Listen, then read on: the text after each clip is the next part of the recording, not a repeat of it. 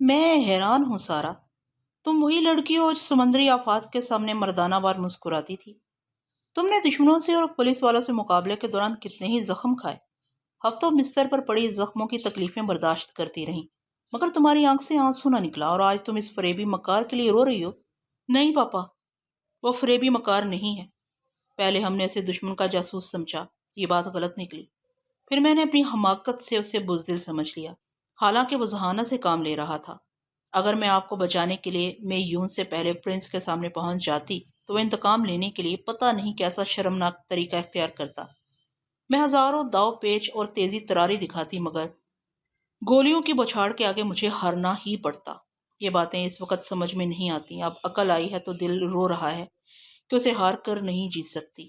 چلو میں مان لیتا ہوں کہ وہ دلیر ہے اور ذہین ہے، مگر تم بھی یہ مان لو کہ اس کے دل میں تمہاری محبت ہوتی تو وہ اتنی جلدی میون کی طرف نہ جھکتا۔ پاپا، آپ نہیں جانتے، میون خود اسے چاہتی ہے۔ فرید نے دیانتداری سے کوششیں کیں کہ اس سے دور رہے۔ خود میں نے میون کو سمجھایا، مگر وہ اس کی محبت میں پاگل ہوتی رہی۔ ایک انسان کہاں تک اپنا دامن بچا سکتا ہے؟ ایسے وقت میں نے اسے نفرت کی تو محبت کا سہارا پانے کے لیے ادھر جھک گیا۔ فرید کو دیانتداری کے راستے سے بھٹکانے والی میں ہوں پاپا۔ اس نے باپ کی طرف سے منہ پھیر لیا، پھر آنسوؤں کو آنکھوں میں آنے سے روکتی ہوئی بولی، میں ہاری ہوئی بازی جیت لینا جانتی ہوں، مگر مجبوری یہ ہے کہ میرے راستے میں یون جیسی معصوم اور کمزور لڑکی ہے، بہت پیاری ہے۔ مجھے اس پر اتنا پیار آتا ہے کہ میں اس کا دل نہیں توڑ سکتی۔ عقاب نے بیٹی کو گہری سوچتی ہوئی نظروں سے دیکھا اور پھر کہا، یہ بات تمہیں پہلے کہنا چاہیے تھی کہ تم فرید کو دوبارہ جیتنا چاہتی ہو۔ بیٹے، میں نے تمہیں کبھی ہارنا نہیں سکھایا۔ ابھی تمہارے آنسو دیکھ کر الجھ رہا تھا کہ ان آنسوؤں کو کیسے پہنچ سکتا ہوں۔ تم نے یہ کہہ کر مشکل آسان کر دی کہ فرید کی واپسی تمہارے آنسوؤں کو پہنچ سکتی ہے۔ بس اب سارے غم بھلا دو۔ سارا نے حیرانی سے پوچھا، آپ کیا کرنا چاہتے ہیں؟ دیکھو بیٹے، اگر تمہارے مقابلہ میں کوئی تیز ترار لڑکی ہوتی تو تم اب تک اسے جہنم میں پہنچا دیتی، تو پھر میں یون کو تم کمزور کیوں سمجھتی ہو؟ کیا تم نے دیکھا نہیں کہ اس نے تنہا کس طرح دشمنوں کو جہنم پہنچایا ہے؟ وہ مقابلے میں تمہارے برابر کی لڑکی ہے، بلکہ تم سے زیادہ خطرناک ہے۔ جتنی بھی خطرناک ہو، مگر پیاری لڑکی ہے۔ جو وہ اتنی پیاری ہے تو تم فرید کا پیار بھول جاؤ۔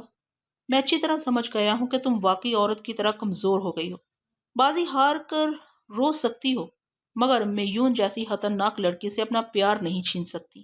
میں میون سے خوفزدہ نہیں ہوں، اس سے محبت کرتی ہوں۔ جب ایک کمزور کسی شہ زور کا کچھ نہیں بگاڑ سکتا تو گنڈا ٹیکس دے کر سمجھوتا کر لیتا ہے۔ تم فرید کی محبت ٹیکس کے طور پر ادا کر کے میون سے سمجھوتا کر رہی ہو۔ پاپا، آپ مجھے غصہ دلا رہے ہیں۔ اگر میں بھڑک گئی تو بہت برا ہوگا۔ اس سے پہلے آپ سوچ لیں کہ ہم پر میون کے احسانات ہیں۔ اگر وہ نہ ہوتی تو آپ اس کے خلاف بولنے کے لیے ابھی زندہ نہ ہوتے۔ سارا، میرا دنیا میں تمہارے سوا کوئی نہیں ہے۔ اگر میں تمہیں خوش نہ رکھ سکا تو میون کی دی ہوئی زندگی میرے لیے بیکار ہے۔ بیٹے، ہمارے نمکوار بھی ہمیشہ ہمارے لیے جان دینے کے لیے تیار رہتے ہیں۔ ایک بار اسکیپر نے میرے سامنے ڈھال بن کر بازو پر گولی کھائی تھی، اس نے بھی میری جان بچائی تھی۔ میں ان سب کا احسان مند ہوں، مگر ان کے لیے اپنا اور اپنی بیٹی کا نقصان نہیں کر سکتا۔ زیادہ زیادہ انہیں انعامات دے سکتا ہوں، ساری زندگی ان کے کام آ سکتا ہوں۔ اب سنو، میون کے لیے ایک بہت عمدہ پلاننگ ہے۔ اگر ہم دونوں اس پر عمل کریں تو ہمیں میون کی پراسرار قوتوں سے بہت فائدہ پہنچے گا۔ میں اسے بیٹی بناؤں گا، تم اسے بہن بنا لینا۔ ہم دونوں اسے اتنی محبت اور آرام و آسائش سے رکھیں گے کہ وہ فرید کو بھول جائے گی۔ وہ فرید کو چھوڑے گی نہیں، بھولے گی کیسے؟ ان دونوں کو صحیح ہونے سے پہلے اس طرح جدا کر دیا جائے گا کہ میون کو ہم پر شبہ نہیں ہوگا۔ اسے روحانی عمل کے ذریعے معلوم ہو جائے گا، نہیں معلوم ہوگا۔ یہی تو میں نے اسٹڈی کی ہے۔ جو لوگ دشمن بن کر اس لڑکی کے سامنے آتے ہیں وہ ان سے انتقام لیتی ہے۔ ذرا غور کرو، پرنس کے آنے سے پہلے میں بھی دشمن ہی تھا۔ میں نے اس کے دیوتا کو قید کیا تھا، اسے مار کر سمندر میں پھینکنے والا تھا، مگر میون نے مجھے نقصان نہیں پہنچایا، اس لیے کہ اس لڑکی کو ڈھکی چھپی سازشوں کا علم نہیں ہوتا ہے۔ وہ سنجیدگی سے سوچنے لگا۔ واقعی یہ ایک اہم نکتہ تھا کہ جب مجھے قید کیا گیا تھا اور میں مرنے والا تھا تو میون خاموش کیوں تھی؟ اس لیے کہ بیچاری ٹیلی پیتھی نہیں جانتی تھی، وہ کسی پراسرار قوت کی مالکہ نہیں تھی۔ عقاب کے دماغ نے اسے یہی سمجھایا تھا کہ خفیہ سازشوں کا علم اسے نہیں ہوتا۔ سارا نے قائل ہو کر کہا، پاپا آپ درست کہہ رہے ہیں، وہ لڑکی مرنے کی حد تک فرید کو چاہتی ہے۔ اگر اسے ذرا بھی علم ہوتا کہ آپ فرید سے دشمنی کر رہے ہیں تو وہ آپ کو مار ڈالتی۔ اس سے یہی نتیجہ نکلتا ہے کہ وہ دشمنوں کو پہچانتی نہیں ہے، جب پہچان لیتی ہے تب انتقام لیتی ہے۔ ہاں، اب یہ بات سمجھ میں آ گئی ہے۔ تو بولو، کیا تم ہاری ہوئی بازی جیت نہیں سکتی؟ سارا رومانہ بن کر تصور میں مجھے دیکھنے لگی۔ اس کے ساتھ ہی وہ سوچ رہی تھی، فرید میرے رویے سے مایوس ہو کر دوسری طرف جھک رہا ہے، لیکن وہ میری قربت کو کبھی نہیں بھلا سکتا۔ میں اس کے قدموں میں جاؤں گی تو وہ سینے سے لگا کر مجھے معاف کر دے گا، پھر میں کچھ عرصہ کے لیے اسے میون سے بہت دور لے جاؤں گی۔ وہ بولی، پاپا، میں بازی جیت لوں گی، فرید کو میون سے بہت دور لے جاؤں گی۔ نہیں سارا، جیتنے کا یہ انداز غلط ہوگا۔ فرید کے ساتھ تم بھی غائب ہو جاؤ گی تو میون کو شبہ ہوگا۔ تمہیں کچھ دنوں کے لیے فرید سے دور رہنا ہوگا۔ آج رات 2 بجے ہمارا جہاز ہانگ کانگ سے 2 میل کے فاصلے پر برت کے انتظار میں رک جائے گا۔ میون کو خواب آور دوا کے ذریعے سلا دیا جائے گا۔ تم فرید کو پیار سے بہلا کر موٹر بوٹ کے ذریعے مکاؤ کی طرف لے جانا۔ وہاں ہمارے آدمی تم دونوں کے دشمن بن کر تمہیں ریوالوروں کی زد پر ہماری پرانی حویلی میں لے جائیں گے۔ وہاں فرید کو قید کر دیا جائے گا۔ اس کے سامنے تمہیں بھی قید کرنے کے لیے وہ لوگ دوسری جگہ لے جائیں گے، یعنی فرید کی نظروں سے اوجھل ہوتے ہی تم میون کے بیدار ہونے سے پہلے جہاز میں چلی آنا۔ جب میون پوچھے گی تو اسے بتایا جائے گا کہ فرید منع کرنے کے باوجود موٹر بوٹ لے کر تنہا ہانگ کانگ کے ساحل پر گیا ہے۔ جہاز کے تمام لوگ ہماری اس بات کی تصدیق کریں گے۔ میون اس کی واپسی کا انتظار کرتی رہے گی۔ ہم اسے سمجھاتے مناتے رہیں گے، اپنی محبتوں سے متاثر کرتے رہیں گے۔ پھر ہم اس کی کشتی میں جا کر اس کے بوڑھے باپ کو اتنی دولت دیں گے کہ وہ میون کو ہمارے پیار کے سائے میں چھوڑنے کے لیے راضی ہو جائے گا۔ اب بتاؤ، یہ کیسی پلاننگ ہے؟ اچھی پلاننگ ہے پاپا۔ کچھ دنوں کے بعد میں پرانی حویلی میں واپس جاؤں گی۔ وہاں کیسے فرار ہونے کا ڈرامہ کھیلا جائے گا۔ حویلی سے نکل کر پتہ چلے گا کہ میرے پاپا بحری سفر پر گئے ہیں۔ میون کو تلاش کیا جائے گا تو اس کے باپ کی کشتی نہیں ملے گی۔ آپ میون کے خاندان کو کسی اچھی جگہ منتقل کر چکے ہوں گے۔ میون آپ کے ساتھ بحری سفر میں ہوگی۔ میں فرید کو لے کر یورپ چلی جاؤں گی۔ باپ بیٹی کے منصوبے سن کر میرا سر دکھنے لگا۔ میں انہیں نظر انداز بھی نہیں کر سکتا تھا۔ ان کی پوری پلاننگ سے واقف ہونے کے بعد ہی میں اپنے تحفظ اور میون کی بھلائی کے لیے کچھ کر سکتا تھا۔ میں نے گھڑی دیکھی تو چونک گیا۔ سونیا کے پاس پہنچنے میں آدھا گھنٹہ لیٹ ہو گیا تھا۔ میں نے فوراً اس کے دماغ کی طرف چھلانگ لگائی۔ سونیا اسی عمارت کے بڑے ہال میں پہنچ گئی تھی جہاں وہ ریڈ پاور تنظیم کے اہم افراد سے متعارف ہوئی تھی، اور وہیں اس نے اس تنظیم کے خطرناک کوبرا مین کو اندھا بنا دیا تھا۔ وہاں پھر وہی تمام افراد نظر آ رہے تھے۔ سونیا جوزف وسکی سے کہہ رہی تھی، میرا بیٹا مجھے بہت یاد آ رہا ہے۔ جب تک وہ یاد آتا رہے گا میں ماسک مین سے اچھی طرح باتیں نہیں کر سکوں گی، تو تم چمپینزی کو فوراً یہاں لاؤ۔ جوزف وسکی پریشان ہو گیا کیونکہ سونیا مقررہ وقت کے مطابق ماسک مین سے ملاقات نہیں کر رہی تھی، مگر وہ مدام سونیا کی حکم عدولی نہیں کر سکتا۔ وہ ٹیلی فون کے پاس جا کر ریسیور اٹھانے کے بعد اس رہائش گاہ کے نمبر ڈائل کرنے لگا جہاں سونیا کے ساتھ چمپینزی وغیرہ رہتے تھے۔ میں سمجھ رہا تھا کہ وہ میرے انتظار میں وقت ضائع کر رہی ہے۔ میں نے کہا، ہیلو سونیا، میں آ گیا ہوں۔ او فرحات، تم خیریت سے تو ہو؟ تمہاری عدم موجودگی سے میں گھبرا رہی تھی کہ پتہ نہیں تم کن مصائب سے گزر رہے ہو۔ یہ وہ عورت تھی جو میری پریشانیوں کے سامنے اپنی پریشانیوں کو بھول جاتی تھی۔ اسے اس بات کی پرواہ نہیں تھی کہ میں اس کے پاس نہ پہنچا تو وہ ماسک مین سے کیا باتیں کرے گی، کس طرح ٹیلی پیتھی کا بھرم رکھے گی۔ وہ صرف میرے مصائب کے بارے میں سوچ کر پریشان ہو جاتی تھی۔ میں نے کہا، میری جان، میں خیریت سے ہوں، مگر مجھے اور آدھا گھنٹہ چاہیے۔ کیا تم اس وقت تک ماسک مین کو ٹال سکتی ہو؟ ٹالنے کی کیا ضرورت ہے؟ میں تو تمہاری خیریت معلوم کرنے کے لیے پریشان تھی، یہاں میرا دل نہیں لگ رہا تھا۔ ماسک مین سے ملنے کو جی نہیں چاہتا تھا، اس لیے میں نے چمپینزی کو بلانے کا بہانہ کیا۔ اب تم بخیریت ہو تو کوئی بات نہیں، میں تنہا ماسک مین سے باتیں کر سکتی ہوں، مگر تم آدھ گھنٹے تک کہاں مصروف رہو گے؟ میں اس کے سامنے رومانہ اور میون کا ذکر نہیں کرنا چاہتا تھا، اس لیے جھوٹ کہنا پڑا۔ سونیا، یہاں ایک شخص کو میری ٹیلی پیتھی کی صلاحیتوں کا علم ہو گیا ہے، اس لیے اسے ہمیشہ کے لیے خاموش کرنے والا ہوں۔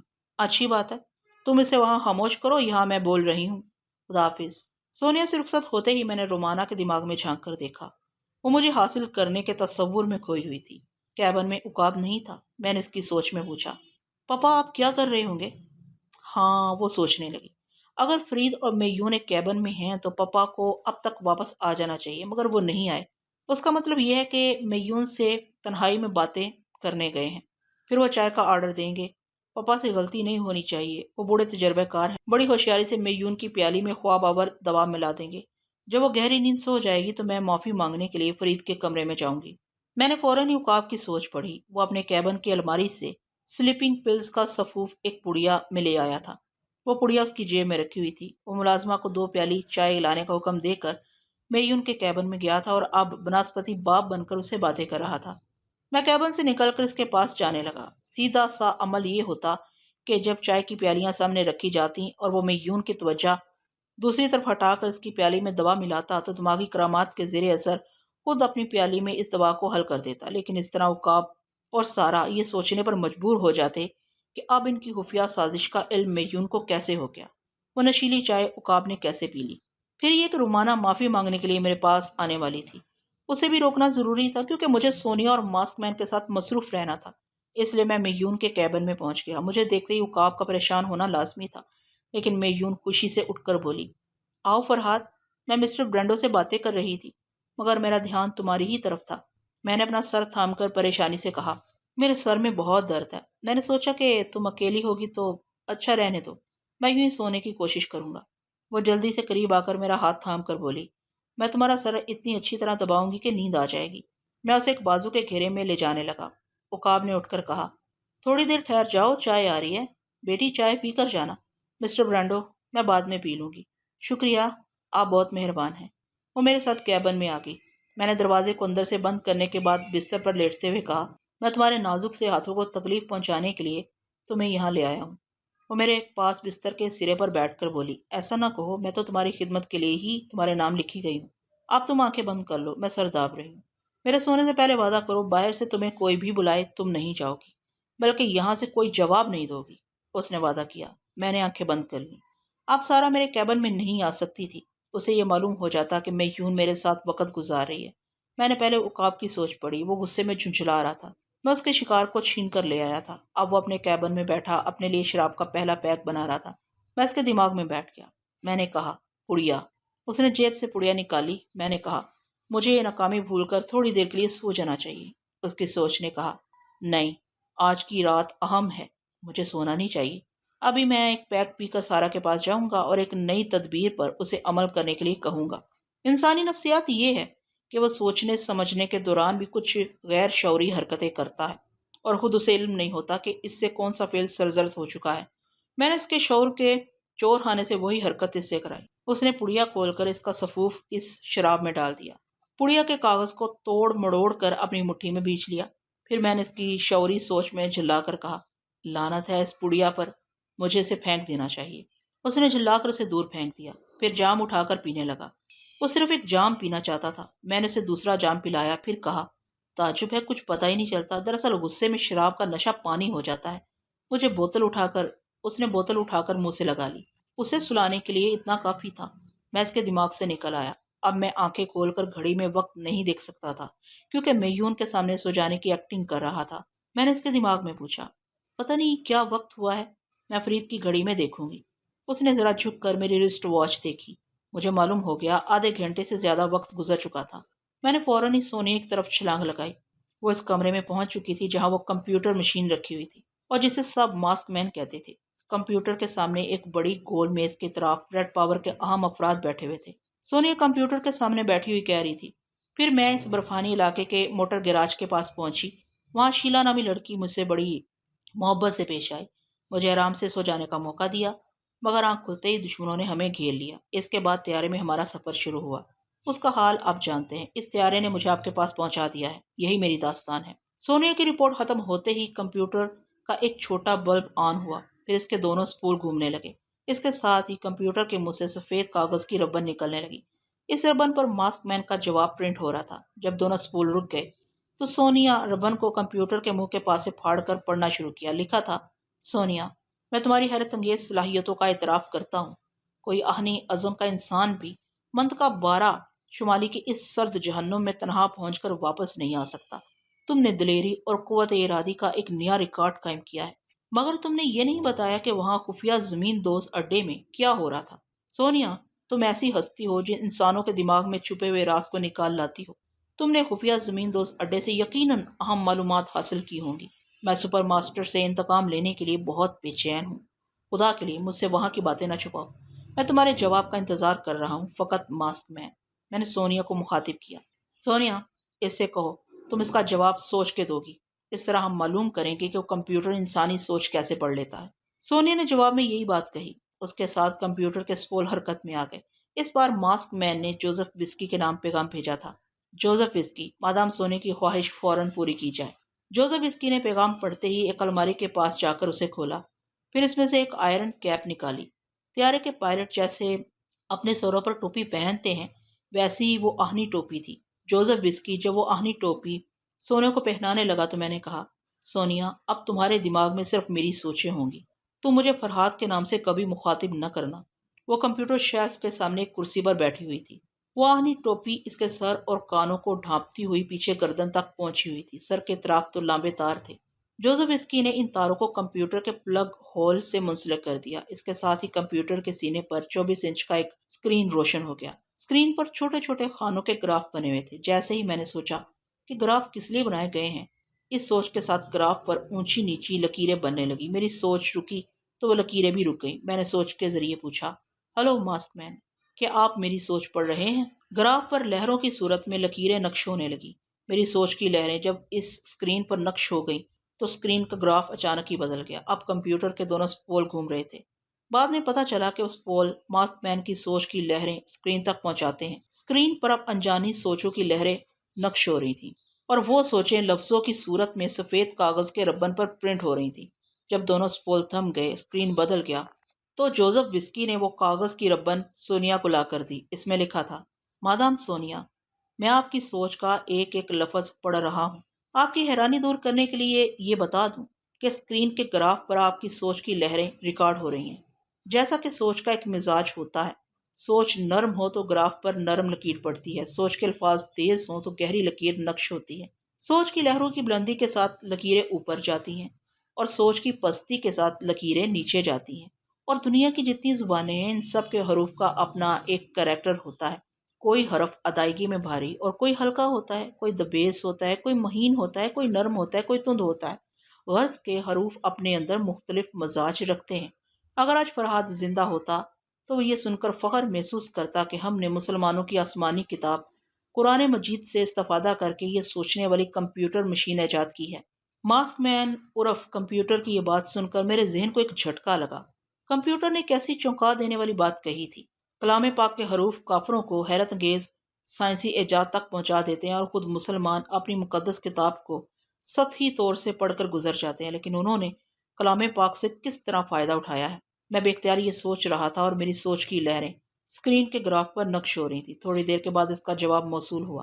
کاغذ کی ربن پر لکھا ہوا تھا، مادام سونیا، آپ فرحاد کے ساتھ کافی عرصہ گزار چکی ہیں۔ شاید آپ نے ریڈیو وغیرہ کے ذریعے قرآن مجید کی تلاوت سنی ہوگی۔ جب مسلمان قاری بلند آواز سے پڑھتے ہیں تو صاف پتہ چلتا ہے کہ زبان کا ایسا اتار چڑھاؤ، آواز کا دبدبا، لہجے کی نرمی، حروف کا صحیح اخراج، ادائیگی کا استغراق، تعزیرات کی سختی اور ہدایات کی نرمی، دنیا کی کسی زبان میں اتنی ساری خوبیاں نہیں ہیں۔ ایک ایک حرف اپنے اندر کتنی ہی لہریں چھپائے رکھتا ہے۔ ہم نے چند مسلمان عالموں کو ریکارڈنگ مشین کے سامنے بٹھایا، ان کے ایک ایک حرف کے اخراج کو ریکارڈ کیا، پھر ہر حرف کی ادائیگی کا الگ الگ تجزیہ کیا۔ شاید تمہیں معلوم ہوگا کہ سائنسی آلات کے ذریعے دنیا کی ہر شے کو ناپا تولا جا سکتا ہے، حتیٰ کہ اب ایک نقطے کا وزن بھی معلوم کیا جا سکتا ہے۔ ہمارے سائنسدانوں نے برسوں قرآن مجید کے حروف پر اپنا سر کھپایا، پھر اس نتیجے پر پہنچے کہ شارٹ ہینڈ کی مختصر لکیروں، نقطوں اور زاویوں کی تکنیک کے مطابق انہیں گراف پیپر پر لکیروں کی صورت میں ریکارڈ کیا جا سکتا ہے۔ جب یہ تجربہ کامیاب ہوا تو ان میں پی، ڈی اور ڈی جیسے حروف کا اضافہ کیا گیا جو عربی زبان میں نہیں ہیں۔ تمہارے سر پر جو آہنی ٹوپ ہے، اس کی ننھی سی مشین تمہارے دماغ کی ننھی رگوں کو، غیر محسوس لرزشوں کو ریکارڈ کر رہی ہے۔ رگوں کی یہ لرزشیں تمہاری سوچ کا ارتعاش ہیں، جنہیں ہم سوچ کی لہریں کہتے ہیں۔ یہ لہریں آئرن کیپ کی مشین سے نشر ہو کر کمپیوٹر کے اسکرین گراف پر نشر ہو رہی ہیں۔ جس طرح لوگ اب شارٹ ہینڈ کے ایک ایک ناقابل فہم اسٹروک کو پڑھ لیتے ہیں، اسی طرح ہم چند سائنسدان سوچ کی ان لکیروں کی ایک ایک باریکی کو کمپیوٹر کی خاموش زبان سے سن لیتے ہیں۔ میرا خیال ہے کہ میں نے کمپیوٹر کے متعلق پوری تفصیل بیان کر دی ہے۔ اسکرین گراف کی لکیروں کے متعلق تمہارے دماغ میں جو الجھنیں تھیں وہ دور ہو گئی ہوں گی۔ اب میں توقع کرتا ہوں کہ تم اس زمین دوز خفیہ اڈے کی تفصیلات بتاؤ گی۔ فقط ماسک مین۔ سونیا حیرانی سے اس کمپیوٹر کو دیکھ رہی تھی۔ دوسرے لفظوں میں حیرانی سے سوچ رہا تھا، فرحاد انسانی دماغوں کو پڑھتے پڑھتے اس دنیا سے رخصت ہو گیا۔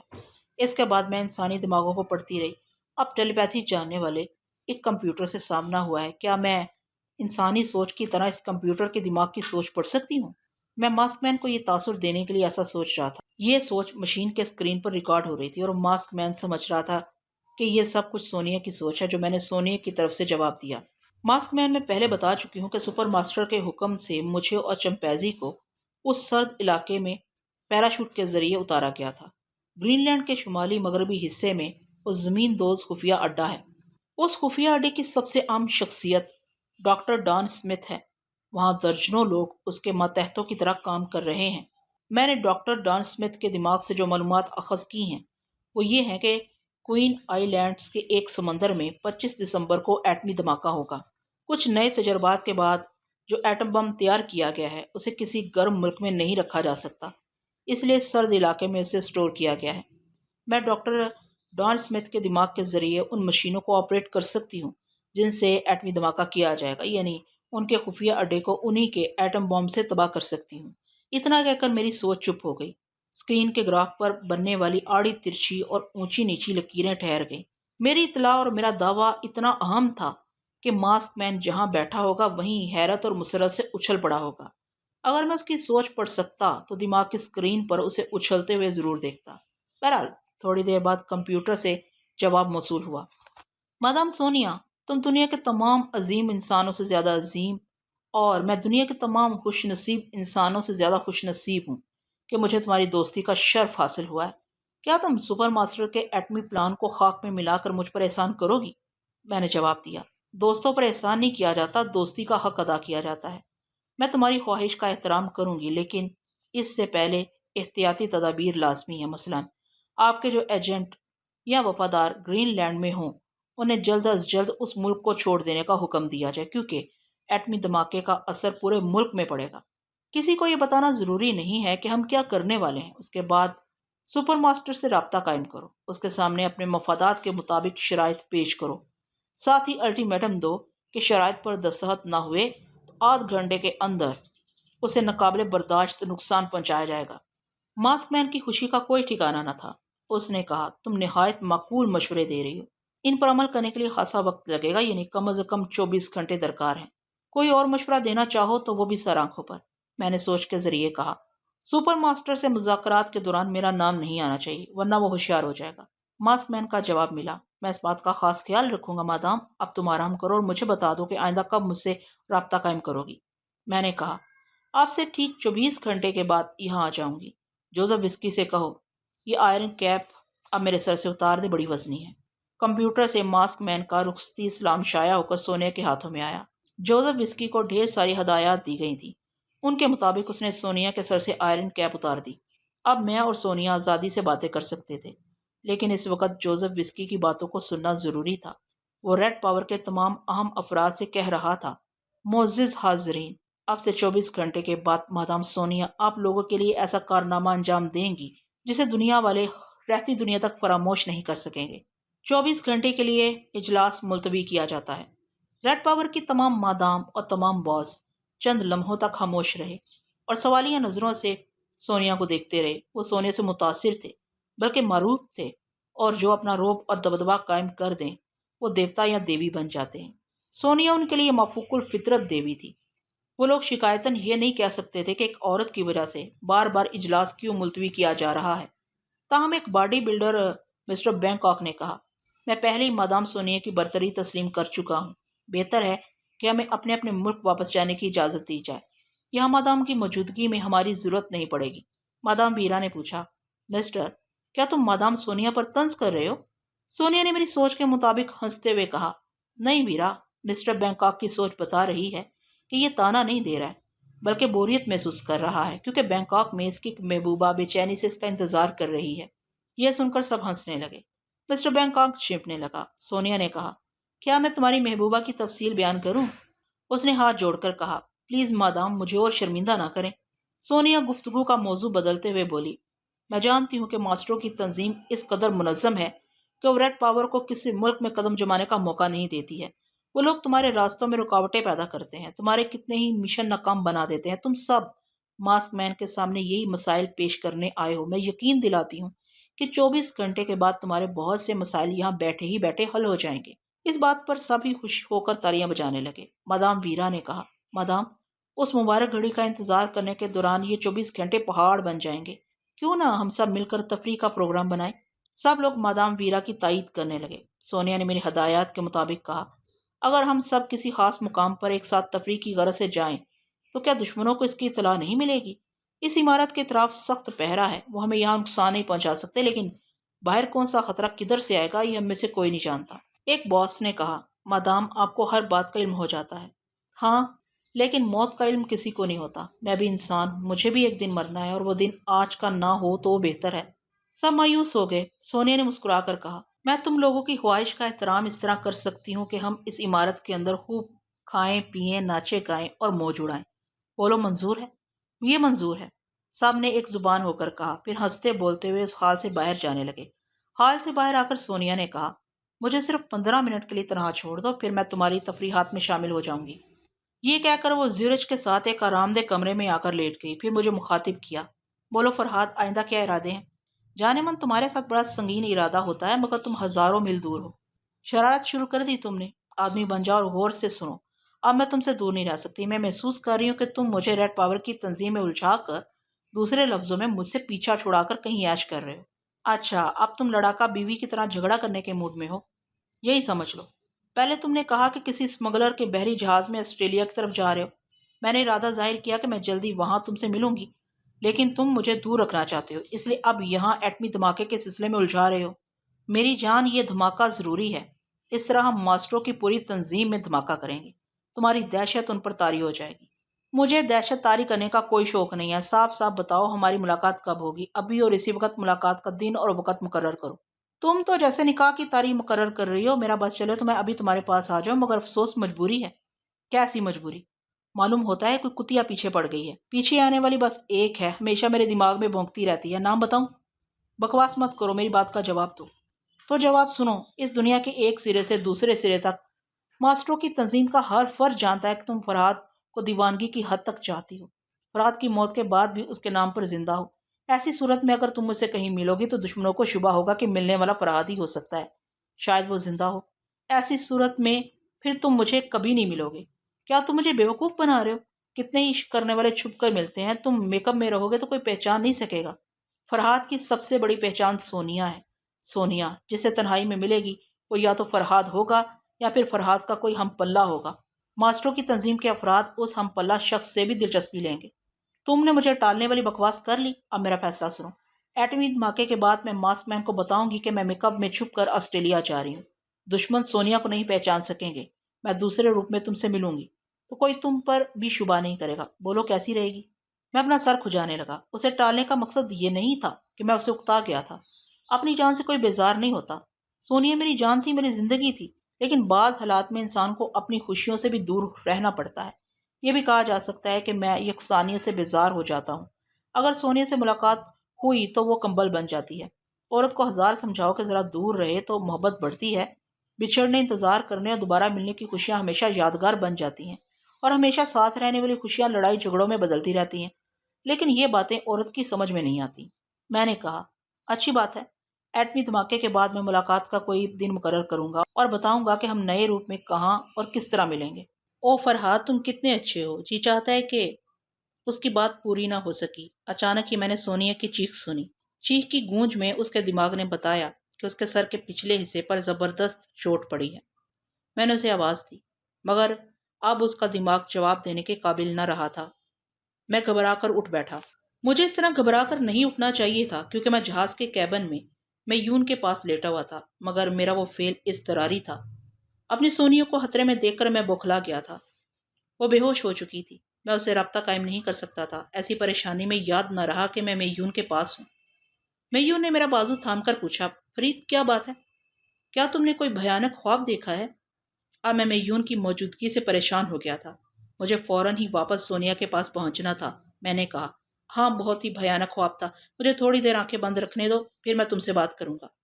یہ کہہ کر میں نے آنکھیں بند کر لی، پھر سب سے پہلے جوزف وسکی کے دماغ میں چھلانگ لگا کر دیکھا اس نے سونیا کی چیخ سنی ہے یا نہیں۔ پتہ چلا کہ سب ہی چیخ سن کر اس کے کمرے کی طرف چلے آئے تھے۔ پہلے انہوں نے دروازہ پیٹنا شروع کیا، پھر دروازہ توڑنے لگے۔ دروازہ ٹوٹ کر کمرے کے اندر گر پڑا۔ اندر سونیا نہیں تھی۔ پلنگ کے قریب فرش پر اینتھنی عرف کوبرا مین کی لاش پڑی ہوئی تھی، وہی کوبرا مین جو سونیا کا جانی دشمن تھا۔ سونیا نے اس کی دونوں آنکھیں پھوڑ دی تھیں۔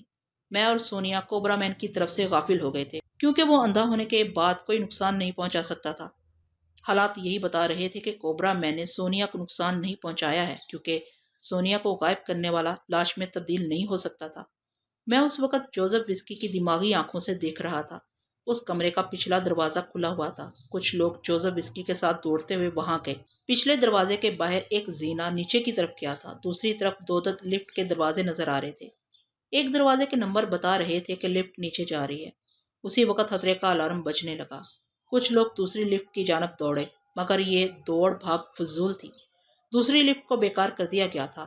جوزف وسکی تیزی سے چلتا ہوا کمرے میں آیا، پھر فون کا ریسیور اٹھا کر مسلح گارڈز کے اس لیڈر سے رابطہ قائم کرنے لگا جو عمارت کے بیرونی گیٹ پر تھا۔ رابطہ قائم ہوتے ہی اس نے حکم دیا کہ بیرونی گیٹ سے ایک چیونٹی کو بھی باہر نہ جانے دیا جائے۔ دوسری طرف سے جواب ملا، اینتھنی کوبرا مین کا تابوت لے جانے والی گاڑی گیٹ کی طرف آ رہی ہے، کیا اسے بھی روک دیا جائے؟ جوزف وسکی نے غصے سے چیخ کر کہا، یو نان سینس، فوراً اسے روکو۔ اس تابوت میں وہ مادام سونیا کو لے کر جا رہے ہیں۔ اس کی بات ختم ہوتے ہی فائرنگ کی آواز سنائی دی۔ جوزف وسکی جیب سے ریوالور نکالتا ہوا تیزی سے دوڑتا ہوا کھڑکی کے پاس آیا۔ اس وقت وہ عمارت کی چوتھی منزل پر تھا۔ دور بہت نیچے بیرونی گیٹ نظر آ رہا تھا۔ ایک ویگن کار میں بیٹھے ہوئے لوگ اسٹین گنوں سے فائرنگ کر رہے تھے۔ ویگن کار تیزی سے دوڑتی ہوئی لکڑی کے گیٹ سے ٹکرا گئی۔ ٹکرانے کا نتیجہ یہ ہوا کہ گیٹ کا ایک حصہ ٹوٹ کر گر پڑا۔ کار بھی بیکار ہو گئی، لیکن اس کے پیچھے والی ویگن کار کو آگے نکل جانے کا موقع مل گیا۔ جوزف اس کی کھڑکی کے باہر جھک کر فائرنگ کرتا رہا، پھر اس نے ہاتھ روک لیا کیونکہ اب اس کے مسلح جوانوں کی گاڑیاں وہاں سے گزر رہی تھیں۔ وہ آگے نکل جانے والی ویگن کار کا تعاقب کرنے جا رہے تھے۔ جوزف وسکی پھر دوڑتا ہوا لفٹ کے پاس آیا۔ نیچے پہنچنے والی لفٹ واپس آ گئی تھی۔ وہ لوگ ایک ہی لفٹ میں گڈ مڈ ہو کر نیچے آئے۔ جو ویگن کار گیٹ سے ٹکرا کر بیکار ہو گئی تھی، اس کے 2 افراد زندہ گرفتار کر لیے گئے تھے۔ ان میں سے ایک مرد تھا اور دوسری نیگرو عورت تھی۔ دونوں کو جوزف وسکی کے سامنے پیش کیا گیا۔ اس نے مرد کے منہ پر ایک الٹا ہاتھ رسید کرتے ہوئے پوچھا، جلدی بتاؤ، تمہارے آدمی مادام کو کہاں لے کر جا رہے ہیں؟ نیگرو عورت نے بڑے ہی ٹھہرے ہوئے لہجے میں گہری سنجیدگی سے کہا، مجھ سے پوچھو۔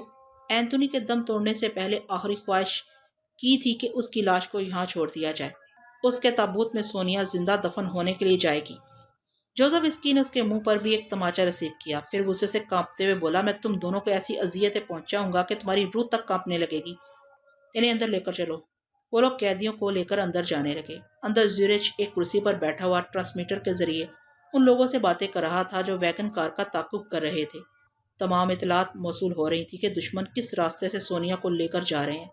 ریڈ پاور کے آدمی بڑی کامیابی سے تعاقب کر رہے تھے۔ امید تھی کہ وہ لوگ جلد ہی سونیا کو واپس لے آئیں گے۔ میں نے محسوس کیا کہ جوزف وسکی نروس ہو رہا ہے۔ اس کے دل کی دھڑکنیں اپنی رفتار بھول رہی ہیں۔ دونوں ٹانگیں کانپ رہی ہیں۔ پھر وہ فرش پر گر پڑا۔ سب لوگ اسے سہارا دے کر اٹھانے کے لیے آگے بڑھے۔ میں جوزف وسکی کے دماغ سے نکل کر زورچ کے دماغ میں پہنچ گیا، کیونکہ جوزف وسکی کا دماغ اچھی طرح کام نہیں کر رہا تھا۔ تب نیگرو عورت کی زہریلی ہنسی سنائی دی۔ وہ کہہ رہی تھی، مجھے تماچا مارنے والا مر رہا ہے۔ اس کی ہتھیلی میرے دانتوں پر لگی تھی۔ تم لوگوں کو یہ یاد ہوگا کہ اینتھنی کے دانت زہریلے تھے۔ آؤ اب میں اپنا تعارف کرا دوں۔ میں اینتھنی عرف کوبرا مین کی بیوی ہوں۔ وہ ناگ تھا، میں ناگن ہوں۔ سب لوگ ذرا سہم کر پیچھے ہٹ گئے۔ 2 مسلح جوانوں نے ناگن کے دونوں ہاتھوں کو موڑ کر پشت کی طرف گھما دیا۔ وہ دانتوں کی نمائش کرتی ہوئی مسکرا رہی تھی۔ کچھ لوگ جوزف وسکی کو طبی امداد پہنچانے کے لیے وہاں سے اٹھا کر لے گئے تھے۔ زورچ نے ناگن کو خوخار نظروں سے دیکھتے ہوئے کہا، سیدھی طرح بتا دو کہ مادام سونیا کو کہاں لے جایا جا رہا ہے، ورنہ ابھی تمہارے تمام زہریلے دانت توڑ دیے جائیں گے۔ وہ ایک کہکہا لگا کر بولی، آج تک مجھ پر کسی نے ہاتھ نہیں اٹھایا۔ جس نے ہاتھ اٹھایا اس کا انجام تم نے دیکھ لیا۔ سنو، اذیتیں برداشت کرنا تو دور کی بات ہے، میں کسی کی نفرت بھری نظریں بھی برداشت نہیں کر سکتی۔ میرے دونوں ہاتھ موڑ کر اور مجھے قیدی بنا کر میری جو توہین کی جا رہی ہے، اس کا انتقام مادام سونیا سے لیا جائے گا۔ مجھے زورچ کے دماغ میں بیٹھ کر پتا چلا کہ وہ بہت ذلیل ہے۔ اس نے فوراً ہی مسلط اندیشی سے کام لیتے ہوئے اپنے آدمیوں کو حکم دیا، اسے چھوڑ دو۔ ناگن کے ہاتھ چھوڑ دیے گئے۔ وہ اپنے ہاتھوں کو سہلانے لگی۔ زورچ نے پوچھا، تمہارا نام کیا ہے؟ وہ مسکراتی ہوئی بولی، جب میں نرس بن کر یہاں اینتونی کی تیمارداری کے لیے آئی تھی اس وقت میں نے اپنا نام بتا دیا تھا۔ زورچ نے سر ہلا کر کہا، ہاں یاد آیا، تمہارا نام نگورا ہے۔ کیا تم بتاؤ گی کہ اتنے بڑے نامور اسپتال کے ڈاکٹر کے ساتھ تم نرس بن کر کیسے آ گئی؟ نگورا ماتھے پر شکن ڈال کر بولی، کیوں مسٹر، تم اچانک اتنے اطمینان سے کیوں سوالات کر رہے ہو جبکہ تمہاری مادام خطرے میں ہے؟ اس بار زورچ مسکرا کر بولا، میں اینتونی کی زہریلی فطرت کو سمجھتا تھا۔ کئی بار ہم نے اس کے دشمنوں کو شوٹ کرنا چاہا لیکن اس نے مخالفت کی۔ اس زہریلی فطرت والے نے اپنے دانتوں کے زہر سے انہیں ہلاک کیا۔ یہی فطرت تمہاری ہو سکتی ہے۔ تم اپنے ناک شوہر کا انتقام اپنے زہریلے دانتوں سے لوگی، لہٰذا جب تک تم یہاں ہماری حراست میں رہو گی وہاں ہماری مادام محفوظ اور سلامت رہیں گی۔ نگورا گراتی ہوئی اسے دیکھنے لگی۔ مجھے خطرے کا احساس ہوا۔ میں نے فوراً ہی زورچ کے دماغ میں کہا، یہ مجھ پر حملہ کرنے والی ہے۔ اسی لمحہ زورچ اچھل کر ایک طرف ہٹ گیا۔ نگورا دانت کچکچاتی ہوئی آگے بڑھی تھی مگر کسی نے اسے ٹانگ مار دی۔ وہ اوندھے منہ فرش پر گر کر غصے سے چیخنے لگی۔ مسلح جوانوں نے دوبارہ اس کے ہاتھوں کو پشت کی طرف گھما کر اسے فرش پر سے اٹھایا۔ وہ آزاد ہونے اور زورچ پر حملہ کرنے کی ناکام جدوجہد کر رہی تھی۔ زورچ کے حکم سے اسے ایک ایزی چیئر پر نیم دراز کر کے رسیوں سے باندھ دیا گیا۔ اس دوران میں نے سونیا کے دماغ میں جھانکنے کی ناکام کوشش کی کیونکہ وہ اب تک بے ہوش پڑی ہوئی تھی۔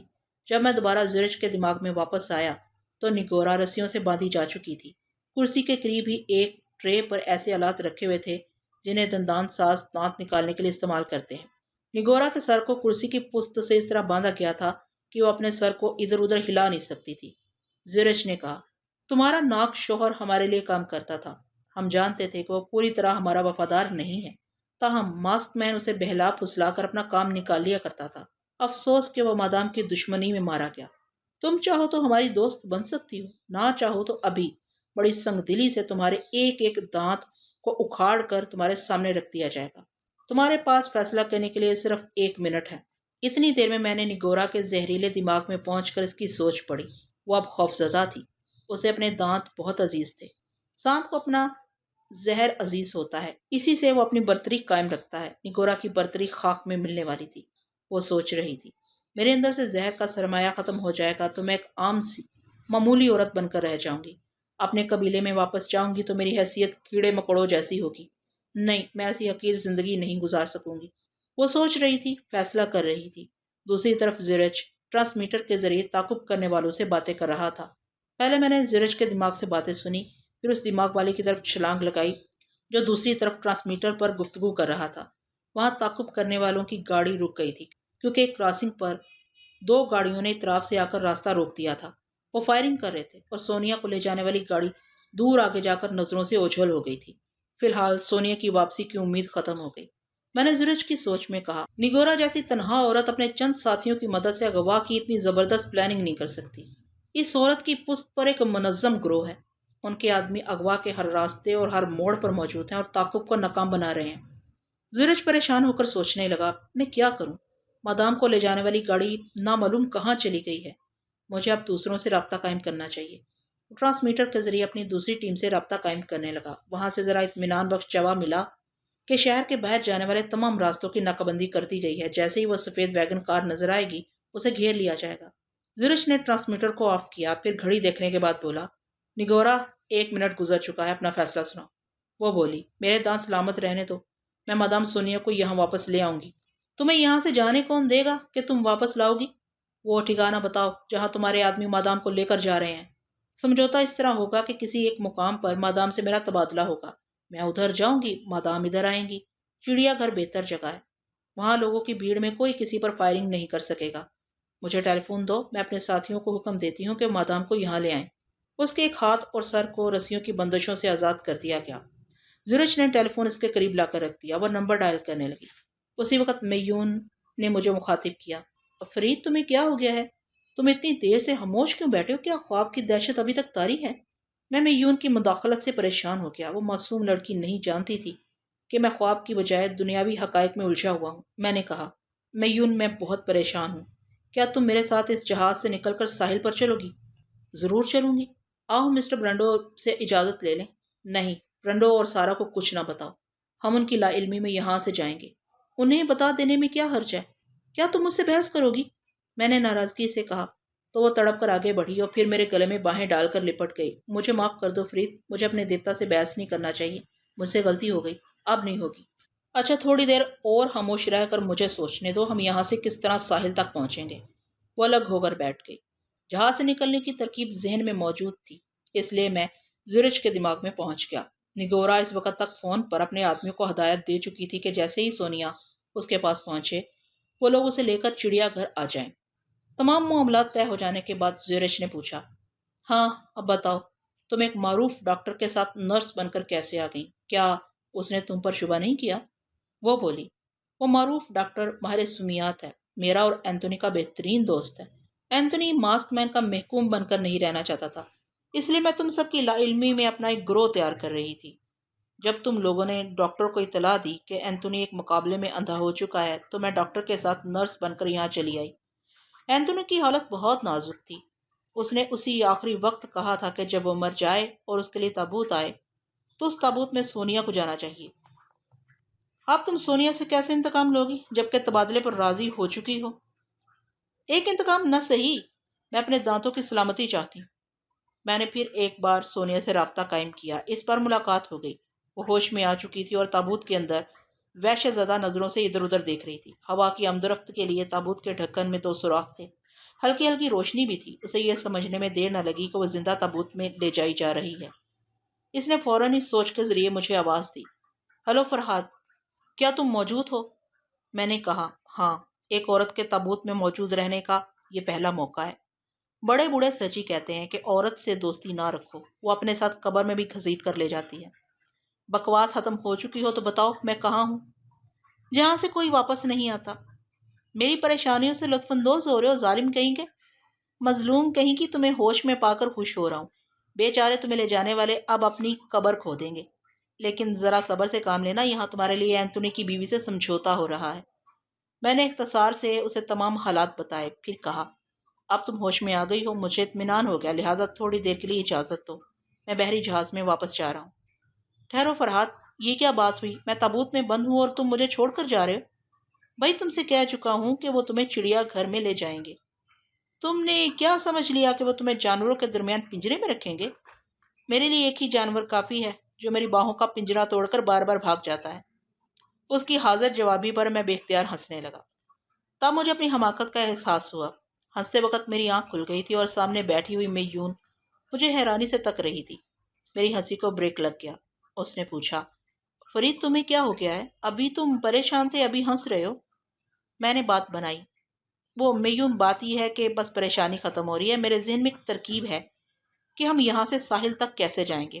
ٹھہرو، ایک بار مجھے اور اچھی طرح سوچ لینے دو، میں ابھی تمہیں بتاتا ہوں۔ یہ کہہ کر میں نے آنکھیں بند کر لیں۔ وہ جہاز چھوڑنے سے پہلے یہ معلوم کرنا چاہتا تھا کہ سمندری عقاب اور سارا کہاں ہیں اور کیا کر رہے ہیں۔ چند گھنٹے پہلے سمندری عقاب یعنی روز برانڈو نے یہ منصوبہ بنایا تھا کہ وہ میجون کو چائے میں نیند کی دوا پلا کر سلا دے گا اور اس کی بیٹی سارا مجھے ساحل پر لے جائے گی۔ میں نے مسٹر برانڈو کا حربہ اسی پر آزمایا۔ برانڈو شراب کے جام میں نیند کی دوا گھول کر پی گیا۔ مزید ستم یہ کہ میں نے اسے کئی جام پلا دیے۔ اس کی طرف سے اطمینان تھا کہ وہ اگلے دن بھی سوتا رہے گا۔ تاہم میں نے احتیاطاً برانڈو کے دماغ میں چھانکنا چاہا، لیکن مجھے اس کا دماغ نہ ملا۔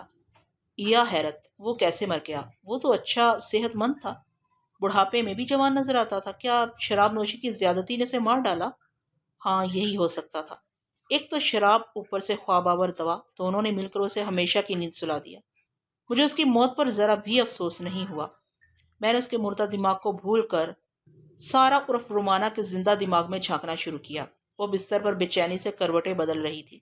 پتہ چلا کہ آدھا گھنٹہ پہلے وہ میری تلاش میں اپنے کیبن سے نکلی تھی۔ اس نے میرے کیبن کے دروازے پر کان لگا کر سنا، پھر ہلکی سی دستک دی، لیکن کوئی جواب نہ ملا۔ میں میون کو پہلے ہی سمجھا چکا تھا کہ کوئی بھی دستک دے یا بلائے آواز نہ دینا، اس لیے وہ بیچاری خاموش رہی۔ بہرحال اس کے بعد سارا میون کے کیبن میں گئی۔ اس کیبن کو خالی دیکھ کر وہ سمجھ گئی کہ وہ پاکٹ سائز چینی دوشیزہ میرے ساتھ وقت گزار رہی ہے۔ یہ علم ہونے کے بعد سارا کے دل پر بجلی گرنی تھی۔ اس نے مجھے پا کر کھو دیا تھا، اس لیے وہ بری طرح پچھتا رہی تھی، کڑ رہی تھی اور کبابِ سیخ کی مانت کروٹیں بدل رہی تھی۔ میں نہیں چاہتا تھا کہ وہ دوبارہ اٹھ کر میرے کیبن کی طرف آئے۔ اس کے ذہن کو تھپک تھپک کر سلا دینا ضروری تھا، لیکن اسے رفتہ رفتہ سلانے میں کافی وقت صرف ہو جاتا۔ اس لیے میں نے اس کی سوچ میں اسے سمجھایا مجھے محبت نہیں ہارنا چاہیے۔ وہ میرے غلط رویے سے بدزن ہو کر میون کی طرف مائل ہو گیا ہے۔ میں پھر اسے منا لوں گی، مجھے صبح تک صبر کرنا چاہیے۔ میری ان باتوں کا خاطر ہوا اثر ہوا۔ وہ سوچنے لگی، ہاں ابھی کچھ زیادہ نہیں بگڑا ہے، اسے میری قربت یاد ہوگی، صبح ہوتے ہی میں اسے منا لوں گی، مجھے خود پر اتنا اعتماد ہونا چاہیے۔ یہ سوچ کر اس نے ایک سرد آہ بھری۔ میں آہوں کی سردی سے نکل آیا۔ آنکھیں کھولتے ہی میں نے میون سے کہا، چلو اٹھو، اسکیپر سے جا کر کہو کہ وہ ہمیں موٹر بوٹ کے ذریعے ساحل پر پہنچا دے۔ کیا وہ میری بات مان جائے گا؟ اس جہاز کا ہر فرد تمہارے حکم کی تعمیل کرے گا۔ کیا تم بھول گئیں کہ تم نے کیسا حیرت انگیز کارنامہ انجام دیا تھا؟ اپنی پراسرار قوتوں سے دشمنوں کو نیست و نابود کیا تھا اور جہاز کے ایک ایک فرد کی جان بچائی تھی۔ یہاں کے لوگ تم سے خوفزدہ بھی ہیں۔ تم ذرا رعب سے باتیں کرنا۔ میں اس کے ساتھ کیبن سے باہر آ گیا۔ ہمارا راستہ روکنے والوں میں ایک سمندری عقاب مر چکا تھا، دوسری سارا عرف رومانہ تھی، اپنے کیبن میں صبح کا انتظار کر رہی تھی۔ ہم دونوں اسکیپر کو تلاش کرتے ہوئے انجن روم میں پہنچے۔ اس نے ہمیں دیکھتے ہی میون کو ادب سے سلام کرتے ہوئے کہا، بیٹی میں سمجھ رہا تھا کہ تم سو رہی ہو، اس لیے صبح تم سے ملاقات کروں گا۔ ننھی دیوی، تم غیب کی باتیں جانتی ہو، میں اپنے ایک ذاتی معاملے میں تم سے مدد چاہتا ہوں۔ میون نے ایک ہاتھ اٹھا کر اسے آشیرواد دینے کے انداز میں کہا، میں تمہاری مدد کروں گی، لیکن ابھی میں فرید کے ساتھ ساحل تک جانا چاہتی ہوں۔ فوراً موٹر بوٹ کا انتظام کرو۔ وہ میری طرف دیکھ کر ہچکچانے لگا، پھر اس نے میون کو ایک طرف لے جا کر کہا، بیٹی میں حکم کا بندہ ہوں۔ مسٹر برینڈو نے حکم دیا ہے کہ فرید کو جہاز سے باہر نہ جانے دیا جائے۔ وہ بوڑھا سمندری عقاب بہت ہی مکار تھا، مرنے سے پہلے مجھے جہاز میں قیدی بنا کر رکھنے کا حکم صادر کر چکا تھا۔ میون نے اسکیپر سے کہا، مسٹر برینڈو سے میں سمجھ لوں گی، میں جو کہہ رہی ہوں وہ کرو، ورنہ میں ابھی اس جہاز کو تباہ کر دوں گی۔ اسکیپر وہ تماشا دیکھ چکا تھا کہ میون نے دشمنوں کے جہاز کو کس طرح تباہ کیا تھا۔ اب میون کی دھمکی سن کر سہم گیا۔ 15 منٹ کے بعد ایک موٹر بوٹ جہاز سے آ کر لگ گئی۔ ہمارے لیے رسے کی ایک سیڑھی نیچے تک لٹکائی گئی۔ اسکیپر سوچ رہا تھا کہ ہمارے جاتے ہی وہ برینڈو اور سارا کو صورتحال سے آگاہ کر دے گا۔ اگر اسکیپر برینڈو کے کیبن میں جاتا تو یہ معلوم ہو جاتا کہ وہ مر چکا ہے، پھر مجھ پر ہی الزام آتا کہ شاید میں نے اسے کسی طرح ہلاک کر دیا ہے۔ میون نے اسی وقت میری سوچ کے مطابق کہا، دیکھو میں نہیں چاہتی کہ تم میرے جانے کے بعد مسٹر برینڈو اور سارا کی نیند میں مخل ہو۔ میں ان کے جاگنے سے پہلے واپس آ جاؤں گی۔ اتنا یاد رکھو کہ ہزاروں میل دور رہ کر بھی مجھے حکم عدولی کی اطلاع مل جاتی ہے۔ بڑی نرمی سے دھمکی دے کر ہم موٹر بوٹ میں آ گئے۔ اس بوٹ کو برانڈو کا ایک ملازم ڈرائیو کر رہا تھا۔ میون میرے ساتھ پچھلے سیٹ پر بیٹھی ہوئی تھی۔ وہ اپنا سر تھام کر بولی، میرے سمجھ میں نہیں آتا کہ میں ایک پراسرار ہستی کیسے بن گئی ہوں۔ ابھی میں نے اسکیپر کو دانستہ دھمکی نہیں دی، مجھے یوں لگ رہا تھا جیسے میرے دماغ میں وہ دھمکی آپ ہی آپ پیدا ہو رہی ہے اور میں بے اختیار بولتی جا رہی ہوں۔ میں اسے جواب کیا دیتا، اس لیے خاموش رہا۔ اس نے پوچھا، کیا تم مجھے میرے گھر والوں کے پاس لے جا رہے ہو؟ میں نے جھک کر اس کے کان میں کہا، ابھی خاموش رہو، میں برینڈو کے اس ڈرائیور کی موجودگی میں کوئی بات نہیں کرنا چاہتا۔ وہ خاموش ہو گئی۔ اس کی خاموشی سے فائدہ اٹھا کر میں نے سونیا سے رابطہ قائم کیا۔ سونیا نے چڑ کر پوچھا، آخر تم اس بحری جہاز میں کیا کر رہے ہو؟ بار بار مجھے چھوڑ کر کیوں چلے جاتے ہو؟ میں نے کہا، بیک وقت دو کشتیوں پر پاؤں رکھنے سے یہی ہوتا ہے، میری حالت غیر ہے، نہ ادھر کا ہوں نہ ادھر کا۔ میں اپنی بات پھر کروں گا، تم اپنی سنو۔ کیا بتاؤں؟ تمہیں بڑی خوش فہمی تھی کہ سمجھوتا ہو رہا ہے، مجھے چڑیا گھر میں پہنچا دیا جائے گا، میں تو ابھی تک تابوت میں پڑی ہوں۔ بھئی غصہ نہ کرو، آرام سے بتاؤ، کیا تابوت کا سفر ابھی تک جاری ہے؟ نہیں، ایک جگہ گاڑی رک گئی ہے۔ چند لمحوں بعد میں نے اگلی سیٹ سے کسی کے کراہنے کی آواز سنی، پھر خاموشی چھا گئی۔ اس خاموشی میں قدموں کی چاپ سنائی دے رہی تھی۔ تھوڑی دیر بعد یہ تابوت سرکنے لگا۔ اسے گاڑی سے نکال کر دوسری گاڑی میں منتقل کیا گیا۔ اب تم ہی معلوم کرو کہ یہ گاڑی والے مجھے کہاں لے کر جا رہے ہیں۔ یہ کوئی مشکل کام نہیں ہے، تم چیخ کر انہیں مخاطب کرو، جواب ملتے ہی میں ان کی کھوپڑی پر طبلہ بجاؤں گا۔ جناب میں یہ جتن کر چکی ہوں، کوئی جواب نہیں دیتا۔ شاید یہ لوگ بھی اس غلط فہمی میں مبتلا ہیں کہ میں ٹیلی پیتھی جانتی ہوں، ان کی آواز سنتے ہی ان کے دماغوں تک پہنچ جاؤں گی۔ یہ بھی تو ہو سکتا ہے کہ تمہیں لے جانے والے ایک گونگے ہوں۔ ہونے کو تو بہت کچھ ہو سکتا ہے، تم یہ بتاؤ تم سے کیا ہو سکتا ہے؟ ٹھہرو، میں زیرج سے رابطہ قائم کرتا ہوں، شاید کوئی کام بن جائے۔ میں نے زیرج کی طرف چھلانگ لگائی۔ وہ غصے کی شدت سے نگورا پر ہاتھ پاؤں سے برس رہا تھا۔ نگورا چیخ رہی تھی اور کہہ رہی تھی، میری باتوں کا یقین کرو، میں نے اپنے ساتھیوں سے کہا تھا کہ وہ مادام کو گرین پیلس لے جائیں۔ وہ اب تک مادام کے ساتھ وہاں نہیں پہنچے، میں کیا بتاؤں کہ وہ لوگ راستے میں کہاں گم ہو گئے ہیں۔ نگورا چپ ہوئی تو کسی کے رونے اور سسکنے کی آواز سنائی دی۔ سب نے آواز کی سمت دیکھا۔ مادام ویرا روتی ہوئی بڑبڑا رہی تھی۔ میں نہیں جانتی کہ مادام سونیا سے مجھے اتنی محبت کیوں ہو گئی ہے۔ خدا کے لیے کوئی مجھے تسلی دو کہ وہ واپس آ جائیں گی۔ اس کے آنسو دے کر سبھی کے سر جھک گئے۔ وہ لوگ کمزور اور بے بس نہیں تھے، حالات نے انہیں بے بس کر دیا تھا۔ ان لوگوں کو سونیا سے ایسی محبت اور عقیدت ہو گئی تھی کہ اس کے لیے جان کی بازی لگا سکتے تھے، لیکن انہیں اس جگہ کا علم نہیں تھا جہاں پہنچ کر وہ اپنی مادام کے لیے کچھ کر گزرتے۔ مجھے مادام ویرا پر بڑا پیار آیا۔ جو میری سونیا سے اتنی محبت کرے اسے میں روتے کیسے دیکھ سکتا تھا۔ میں نے اس کی سوچ میں کہا، ویرا آنسو پونچھ لو، میں ابھی تک خیریت سے ہوں۔ ویرا بکھلا کر ادھر ادھر دیکھنے لگی۔ میں نے کہا، کیوں بکھلا رہی ہو؟ میں تمہاری سونیا ہوں۔ سونیا، مادام سونیا اٹھ کر کھڑی ہو گئی، خوشی سے چیخنے لگی۔ مادام، کیا واقعی آپ مجھے مخاطب کر رہی ہیں؟ ہاں، میں سونیا ہوں۔ ہمارے ساتھیوں سے کہو کہ وہ پریشان نہ ہوں۔ ویرا کی خوشی اور اضطراب اور اس کی باتیں سن کر سب اسے گہری دلچسپی اور تجسس بھری نظروں سے دیکھ رہے تھے۔ ویرا نے مارے خوشی کے زیرج کو جھنجھوڑتے ہوئے کہا، ہماری مادام زندہ سلامت ہے۔ مجھے یہ اعزاز حاصل ہے کہ وہ مجھے مخاطب کر رہی ہیں۔ زیرج نے اسے بڑی نرمی سے تھبکتے ہوئے کہا، مادام ویرا، خود کو قابو میں رکھو۔ ہماری مادام سے پوچھو کہ وہ کہاں ہیں، ہم انہیں لینے جائیں گے۔ تمام لوگ ویرا کے قریب کھنچ آئے تھے اور اس حسینہ کی کھوپڑی کو یوں تک رہے تھے جیسے اس کے دماغ کے اندر ہونے والی سونیا کی گفتگو کو سننے کی کوشش کر رہے ہوں۔ اس دوران میں نے جوزف وسکی کی خبر لی۔ نگورا کا زہر اپنا کام کر چکا تھا، اس لیے اس کی خبر نہ ملی۔ تب میں نے زیرج کو مخاطب کیا، ہیلو مسٹر زیرج، میں سونیا بول رہی ہوں۔ وہ بھی ذرا گڑبڑا گیا کیونکہ اس کا دماغ سونیا کے زنانہ لہجے میں بول رہا تھا۔ میں نے کہا، مجھے فوراً بتاؤ جوزف وسکی کی موت کیسے واقع ہوئی؟ اس نے جواب دیا، مادام، اینتونی کی ایک بیوی جانے کہاں سے پیدا ہو گئی ہے، اس کا نام نگورا ہے۔ آپ کے اغوا کی گستاخی کرنے والی یہی عورت ہے۔ یہ بھی اینتونی کی طرح زہریلی ہے۔ اس کے دانتوں کا زہر جوزف وسکی کے جسم میں سرائیت کر گیا ہے۔ ایک ڈاکٹر اس زہر کا توڑ کر رہا ہے۔ وہ مرا نہیں، ابھی زندہ ہے۔ میں نے کہا، میرا علم غلط نہیں کہتا، وہ مر چکا ہے۔ جاؤ فوراً تصدیق کرو۔ زیرج نے فوراً ہی ایک شخص کو جوزف وسکی کی خیریت دریافت کرنے کے لیے اس کمرے کی طرف بھیجا جہاں وہ زیر علاج تھا۔ پھر وہ تمام لوگوں کو بتانے لگا، مادام نے ابھی تک یہ نہیں بتایا کہ وہ کہاں ہے اور کس حال میں ہے۔ ابھی وہ جوزف وسکی کی موت کی پیش گوئی کر رہی ہیں۔ میں نے کہا، سنو مسٹر زیرج، میں ایک تابوت میں بند ہوں اور یہ تابوت کسی موٹر گاڑی میں لے جایا جا رہا ہے۔ میرا اپنا خیال یہ ہے کہ پہلے نگورا کے آدمی مجھے کہیں لے جا رہے تھے۔ ایک جگہ اس گاڑی کو روک دیا گیا۔ میں نے ڈرائیور کے کراہنے کی آواز سنی، شاید اسے ہلاک کر دیا گیا ہے۔ پھر کچھ لوگوں نے اس تابوت کو اس گاڑی سے نکال کر اب اس گاڑی میں رکھ دیا ہے۔ بڑی دیر سے یہ سفر جاری ہے، کیسے اندازہ نہیں ہوتا کہ یہ لوگ شہر کی حدود سے نکل چکے ہیں۔ یس مادام، تمام باتیں سمجھ میں آ گئی۔ میں ابھی اپنے آدمیوں کو ہائی وے کی طرف روانہ کرتا ہوں۔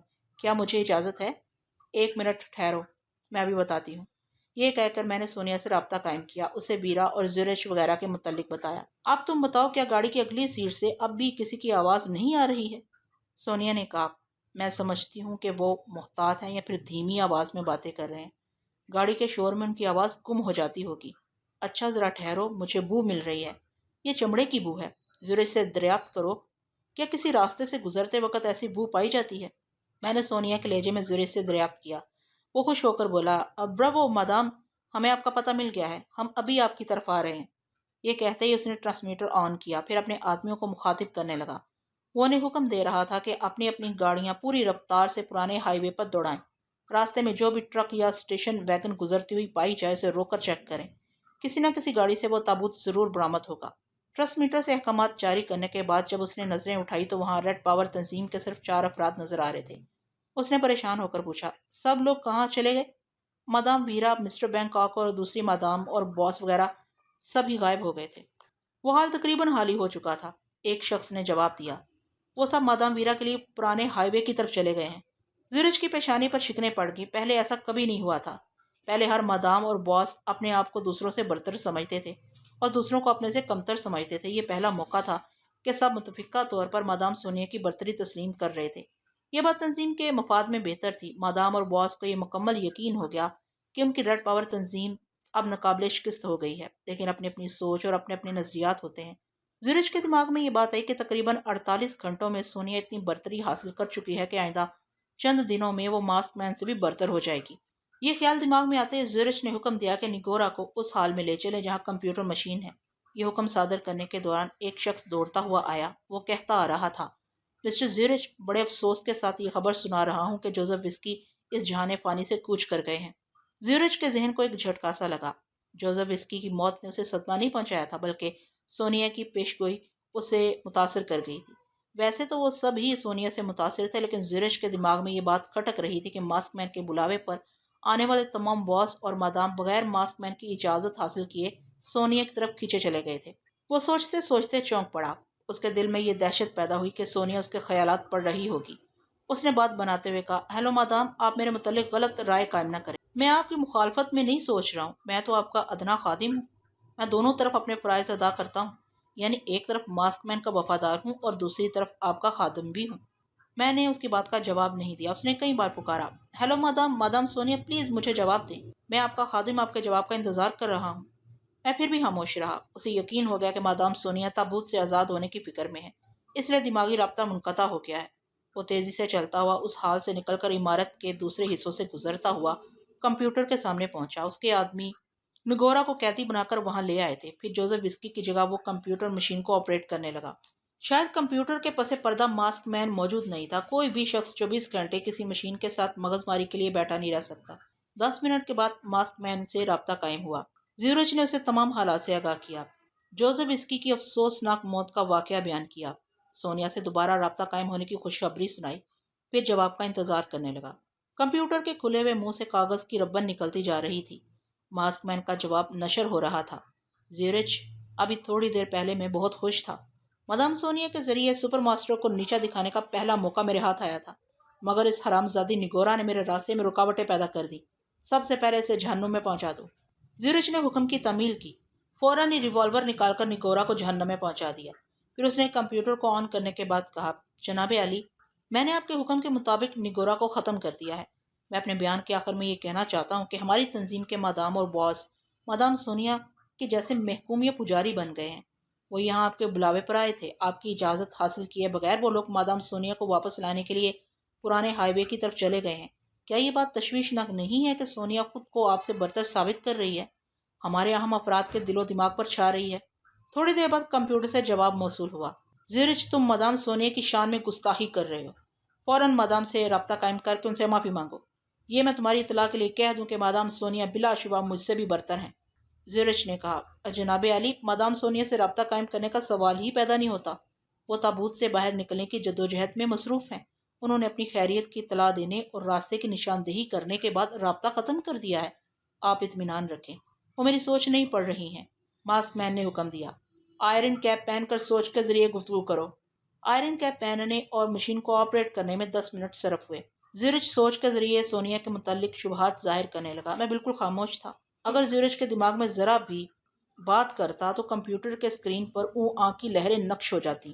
زیورچ کے جواب میں ماسک مین نے کہا، یہ مشین بہت حساس ہے، سوچ کی ہلکی سی لہر کو بھی اسکرین کے گراف پر نقش کر لیتی ہے۔ اب مجھے یقین ہو گیا کہ سونیا تمہارے دماغ میں موجود نہیں ہے، لیکن آئندہ تم ایسی حماقت نہ کرنا، یعنی سونیا کو غافل سمجھ کر اس کے خلاف کوئی بات نہ کہنا، ورنہ یہ بہترین مہرہ ہاتھ سے نکل جائے گا۔ لیکن جناب، وہ جو برتری حاصل کر رہی ہے تو کیا یہ ہمارے لیے نقصان دہ نہیں ہے؟ جواب ملا، نہیں، شطرنج کا ایک معمولی مہرہ آگے بڑھ کر دشمن کے شہ کو مات دیتا ہے تو یہ ہمارے فائدے کی بات ہے، ورنہ تم یہ دیکھ چکے ہو کہ سونیا بھی اس لحاظ سے ایک معمولی عورت ہے کہ نگورا جیسی عورت کے ساتھی اسے غفلت میں نقصان پہنچا سکتے ہیں۔ جب سونیا ہمارے لیے مصیبت بنے گی تو کسی نہ کسی دن غفلت میں ہمارے ہاتھوں ماری جائے گی۔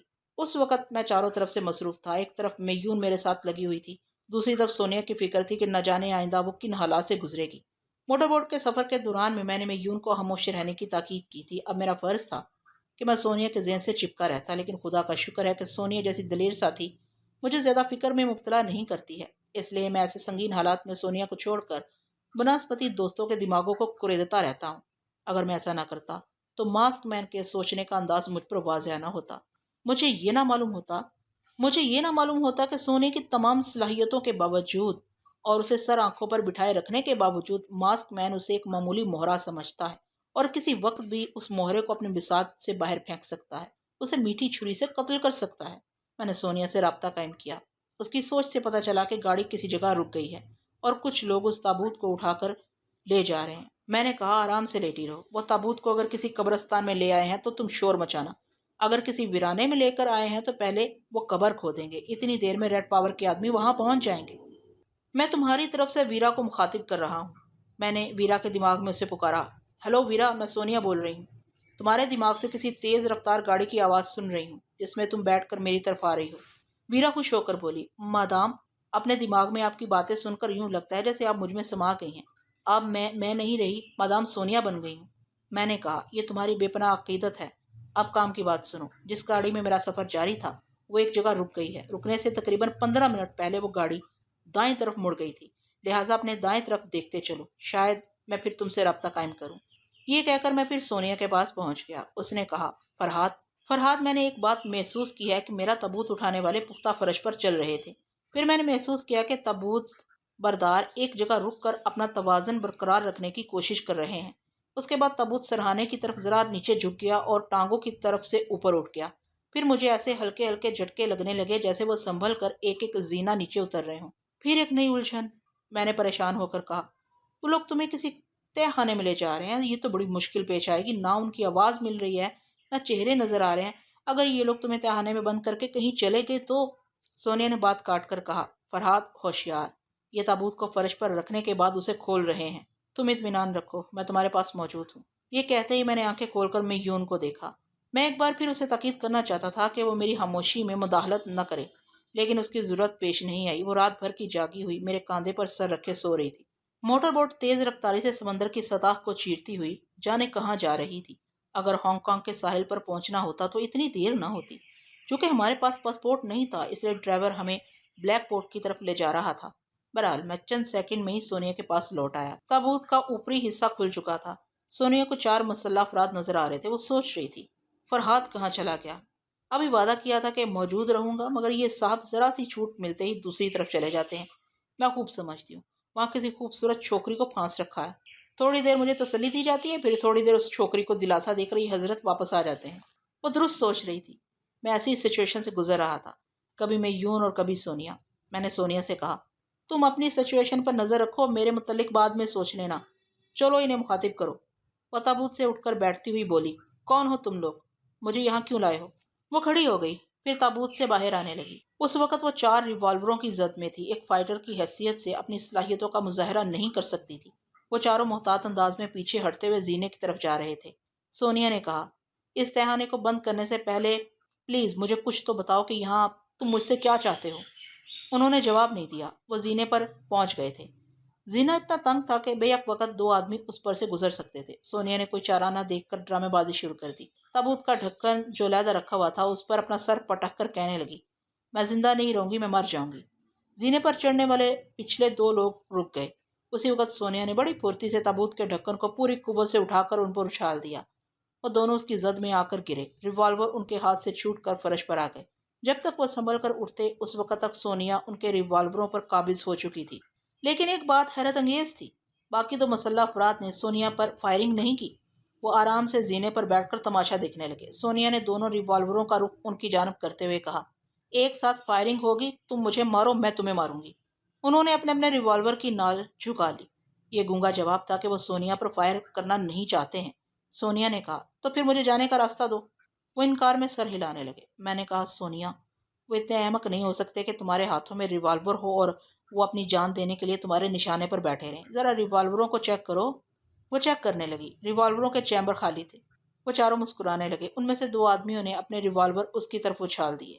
سونیا نے غصے سے ایک ریوالور کو کھینچ کر مارا۔ ایک نے اسے بڑی مہارت سے کیچ کر لیا۔ عجیب مسخرے تھے، غصہ دلانے والی حرکتیں کر رہے تھے۔ سونیا ایسے حالات میں اپنے دماغ کو ٹھنڈا رکھتی تھی۔ اس وقت بظاہر غصہ دکھاتی ہوئی انہیں تہانے میں روکے رکھنے کی کوشش کر رہی تھی۔ پھر اس نے کہا، مجھے پیاس لگ رہی ہے۔ ایک شخص پانی لانے کے لیے کولر کی طرف جانے لگا۔ سونیا نے ان سے پھر پوچھا، کیا تم لوگ ماسٹروں کی تنظیم سے تعلق رکھتے ہو؟ وہ لوگ ایک دوسرے کا منہ تکنے لگے۔ سونیا مجھ سے بولی، فرحاد، میں یہی سمجھتی ہوں کہ سپر ماسٹر کے حکم پر مجھے یہاں لایا گیا ہے۔ ہاں، حالات یہی بتا رہے ہیں، ٹیلی پیتھی سے ہائف ہو کر وہ گونگے بن گئے ہیں۔ سپر ماسٹر کے ماتحت اب تمہارے سامنے زبان نہیں کھولیں گے۔ اچھا، میں ابھی انہیں بولنے پر مجبور کرتی ہوں۔ میں سونیا کی سوچ پڑھ کر سمجھ گیا تھا کہ اس نے پانی کیوں منگوایا ہے۔ وہ اپنے سر کی طرف ہاتھ لے جا کر ایک ہیئر کلپ نکال چکی تھی۔ جیسے ہی وہ شخص گلاس میں پانی لے کر قریب آیا، سونیا نے بڑی بے دردی سے اس کی پسلیوں کے درمیان وہ پن چبھو دی۔ اچانک تکلیف پہنچے تو لوگ اپنے اپنے مزاج کے مطابق کچھ اس طرح چلاتے ہیں ارے باپ رے باپ، ماری ماں، او مائی گاڈ وغیرہ وغیرہ۔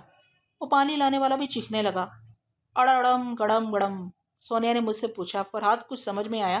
میں نے کہا، آج پہلی بار تمہارے میکے والوں کی بولی سنی ہے، میرے سالے کو چپ کراؤ ورنہ میں خیال ہانی بھول جاؤں گا۔ اتنے میں وہ خود ہی چپ ہو گیا۔ دوسرے نے آگے بڑھ کر سونیا سے اشارے میں التجا کی کہ وہ ہیئر کلپ اپنے بالوں میں لگا لے، وہ لوگ نہیں بول سکیں گے۔ سونیا نے پوچھا، کیوں نہیں بول سکو گے؟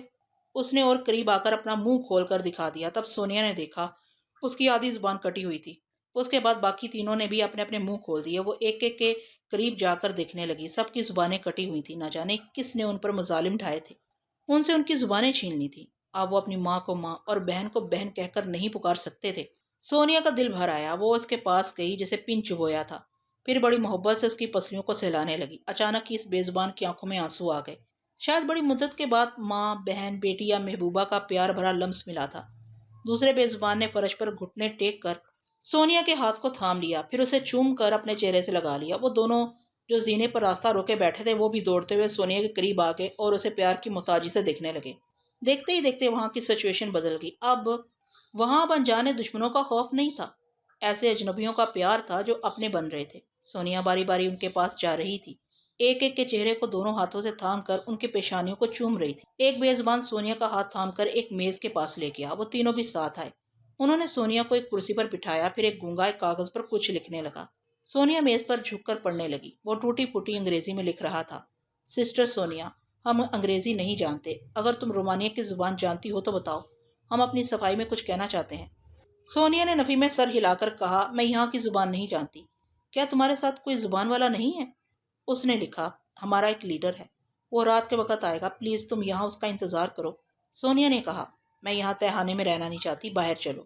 وہ پھر سوچ سوچ کر لکھنے لگا، باہر خطرہ ہے، ریڈ پاور کے کتے جب تلاش کر کے چلے جائیں گے تو پھر ہم تمہارے حکم پر سر جھکائیں گے، یقین کرو تم یہاں قید نہیں کی گئی ہو۔ سونیا نے پوچھا، کیا تمہارا تعلق ماسٹروں کی تنظیم سے ہے؟ اس نے پھر تحریر کے ذریعے یقین دلایا کہ ماسٹروں کی تنظیم سے ان کا تعلق نہیں ہے۔ میں نے سونیا کو مخاطب کیا، سونیا، فی الحال تم خطرات سے دور ہو اور یہ لوگ قابل اعتماد ہیں، رات ہونے تک تمہیں اس تہھانے میں آرام کرنا چاہیے۔ وہ بولی، یہ لوگ ریڈ پاور کو کتوں کی تنظیم کہہ رہے ہیں، سپر ماسٹر سے ان کا کوئی تعلق نہیں ہے، پھر یہ لوگ ہیں کون؟ میرا خیال ہے کوئی نیا گیم شروع ہونے والا ہے، ان بے زبانوں کے زبان والے لیڈر کا انتظار کرو۔ فرحات، ریڈ پاور کے لوگ سوچ میں پڑ جائیں گے کہ میں ان سے دماغی رابطہ کیوں قائم نہیں کر رہی ہوں۔ انہیں بعد میں سمجھا دیا جائے گا کہ دشمنوں نے تمہیں دوبارہ بے ہوش کر دیا تھا، اس لیے تم ان سے رابطہ قائم نہ کر سکی۔ بس تم اپنے گونگے بھائیوں سے دل بہلاؤ، میں جا رہا ہوں۔ جاؤ، میں خوب سمجھتی ہوں کہ مجھ سے پیچھا کیوں چھڑا رہے ہو۔ کیا تم چاہتی ہو کہ میں اپنے آس پاس کے ماحول سے بے خبر ہو کر دن رات تم سے باتیں کرتا رہوں؟ میرے چاہنے یا نہ چاہنے سے کیا ہوتا ہے؟ میرے حصے میں جو مرد آیا ہے وہ کبھی میری بات پر نہیں چلے گا۔ تم سے دل لگا کر پچھتا رہی ہوں، ایسی بھی کیا دوستی کے ایک ندی کے دو کنارے بن کر رہ گئے ہیں؟ بولو، کیا میں غلط کہہ رہی ہوں؟ میں نے جواب نہیں دیا۔ وہ پکارنے لگی، فرحات، ارے کیا تم چلے گئے؟ بے مروت، کیا پیار سے رخصت نہیں ہو سکتے؟ میں چپ چاپ مسکراتا رہا۔ جب اسے یقین ہو گیا کہ میں جا چکا ہوں تو وہ صد آہ بھر کر رہ گئی۔ مشرقی افق کے رخسار پر صبح کی ہلکی سی لالی آ گئی تھی۔ ڈرائیور اب موٹر بوٹ کو سست رفتاری سے چلا رہا تھا کیونکہ ساحل قریب آ گیا تھا۔ میں نے پوچھا، تم ہمیں کہاں لے کر جا رہے ہو؟ اس نے جواب دیا، یہ ہانگ کانگ کا مشہور جزیرہ کولون ہے۔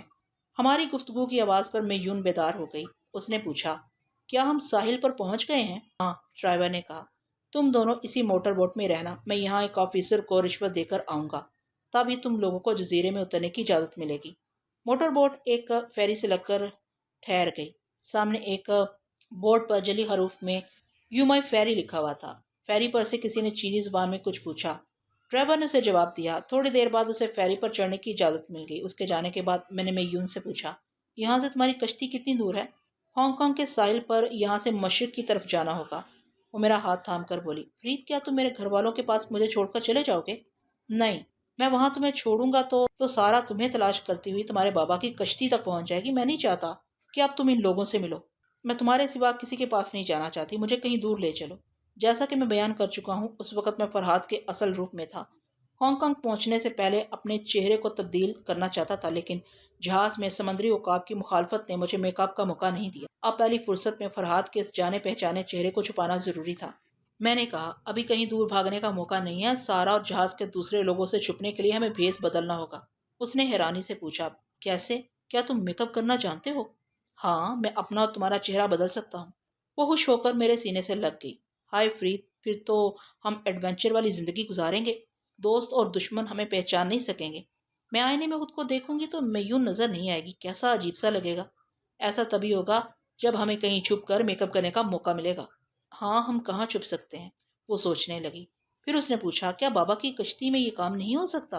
ہو سکتا ہے، تمہارے باپ اور بھائی بہن کو بھی اعتماد میں لیا جا سکتا ہے، لیکن وہاں چند ہی گھنٹوں میں سارا پہنچ جائے گی۔ تم یہاں کے چپے چپے سے واقف ہو، یہاں کے لوگوں کو جانتی ہو، اگر کوئی تمہاری رازدار سہیلی ہو تو اس کے ہاں یہ کام بن جائے گا۔ وہ سوچنے لگی، سہیلیاں تو بہت ہیں مگر میں کسی پر بھروسہ نہیں کر سکتی۔ مجھے تو سارا سے بھی ڈر لگتا تھا، کہیں وہ میرے فرید کو مجھ سے چھین نہ لے، اس لیے تو میں سارا سے دور آ گئی۔ اب میں فرید کو کسی عورت کے قریب نہیں لے جاؤں گی۔ میون جیسی بھولی بھالی لڑکی اب ایک تجربہ کار عورت کی طرح سوچ رہی تھی۔ یہ بات سمجھ میں آ گئی کہ یہ مجھے اپنی کسی سہیلی کے ہاں نہیں لے جائے گی، اور مجھے کسی کے ہاں جانے کا شوق بھی نہیں تھا۔ اس کے سوچنے کے دوران ڈرائیور واپس آ گیا۔ اس نے کہا، کام ہو گیا، اب آ جاؤ۔ میں نے کہا، ہمیں یہاں کی کرنسی چاہیے، سیٹ کے نیچے 10,000 پاؤنڈ ہیں، جتنی رقم چاہو لے لو۔ اسکیپر نے کہا تھا کہ میون کو کسی بات کی پریشانی نہ ہو، وہ جہاز اور یہ موٹر بوٹ سب میون کے لیے وقف ہے۔ میں نے سیٹ کو اٹھایا، اس کے نیچے نوٹوں کی گڈیاں رکھی ہوئی تھیں، جتنی گڈیاں میری جیبوں میں آ سکتی تھیں میں نے ٹھونس لی۔ پھر میون کے ساتھ فیری میں آ گیا۔ ڈرائیور نے ایک آفیسر سے ہمارا تعارف کرایا۔ آفیسر نے میون سے اس کی زبان میں کچھ باتیں کی، پھر ہم اس کے ساتھ برتھ پر آئے۔ اس نے ہمیں پورٹ کے احاطے سے باہر لے جا کر چھوڑ دیا۔ میں نے میون سے پوچھا، یہ آفیسر کیا کہہ رہا تھا؟ اسکیپر سے یہ کہہ کر آئے ہیں کہ تھوڑی دیر میں واپس آ جائیں گے۔ ڈرائیور نے آفیسر کو یہی بات بتائی ہے۔ آفیسر مجھ سے کہہ رہا تھا کہ ہم 2 گھنٹے میں واپس آ جائیں۔ میں نے 3 گھنٹے کی اجازت مانگ لی ہے۔ وہ ڈرائیور فیری میں ہماری واپسی کا انتظار کرتا رہے گا۔ یہ بڑی مشکل ہے، 3 گھنٹے میں میک اپ کا سامان حاصل کرنا اور پھر میک اپ کرنا ناممکن ہے۔ کہیں چھپنے کی جگہ نہیں ملے گی تو ہم پکڑے جائیں گے۔ اب میں تم سے چھپانا نہیں چاہتا، دراصل سارا مجھ سے شادی کرنے کی ضد کر رہی ہے۔ وہ چونک گئی کیونکہ میں نے اس کی دکھتی رگ پر انگلی رکھی تھی۔ اس نے کہا، تم نہ کہتے تب بھی میں سارا کی نظروں کو سمجھ چکی تھی۔ میں کسی قیمت پر اسے تمہارے پاس پہنچنے نہیں دوں گی۔ اب وہ مجبور ہو کر اپنی ایک ایک سہیلی کے متعلق سوچنے لگی کہ مجھے کس سہیلی کے گھر میں چھپا سکتی ہے۔ میں نے یوں ہی پلٹ کر برتھ کی جانب دیکھا۔ موٹر بوٹ کا ڈرائیور ایک کیب ڈرائیور سے باتیں کر رہا تھا۔ میں نے فوراً اس کے دماغ کی طرف چھلانگ لگائی۔ وہ کیب ڈرائیور کو 50 پاؤنڈ دے کر کہہ رہا تھا، وہ جہاں بھی کیب سے اتریں تم آفیسر کے فون نمبر پر مجھے وہ جگہ بتا دینا، جلدی جاؤ۔ وہ کیب ڈرائیو کرتے ہوئے ہماری طرف آنے لگا۔ میں نے میون سے کہا، کسی بھی کیب ڈرائیور کو ایسے ہوٹل کا پتہ بتاؤ جہاں 2 دروازے ہوں۔ ہم اگلے دروازے سے ہوٹل میں داخل ہوں گے اور پچھلے دروازے سے باہر چلے جائیں گے۔ فرید، تم اتنے محتاط کیوں ہو گئے ہو؟ اتنے میں کیب ہمارے سامنے آ کر رک گئی۔ میں نے آہستگی سے کہا، جو کہتا ہوں وہ کرو، کیب میں بیٹھ کر صرف عشق و محبت کی باتیں کرنا۔ میں نے پچھلی سیٹ کا دروازہ کھولا۔ وہاں بیٹھنے کے بعد میون اپنی زبان میں ڈرائیور سے کچھ کہا، پھر مجھ سے بولی، ہم شاتم روڈ پر چیک امریکن بار میں جا رہے ہیں، وہاں تمہیں اپنی پسند کی شراب مل جائے گی۔ کیب تیزی سے آگے بڑھ گئی۔ میں نے کئی یاد شرابی کا رول ادا کیا۔ تمہاری قربت میں شراب پانی ہو جاتی ہے۔ ہمارے دیس میں جگہ جگہ چائنیز ریسٹورنٹ ہیں، لوگ چائنیز ڈشیں بہت پسند کرتے ہیں۔ کیب کے باہر رات کی تاریکی چھٹ رہی تھی۔ ہانگ کانگ جاگ رہا تھا۔ سمندر سے چلنے والی نمکین ہوائیں ہمارے پیار کو نمکین بنا رہی تھیں۔ میں نے کہا، میون، تم اپنے نام کی طرح حسین ہو۔ اگر میں تمہارے چین میں پیدا ہوتا تو بچپن سے تمہاری پوجا کرتا۔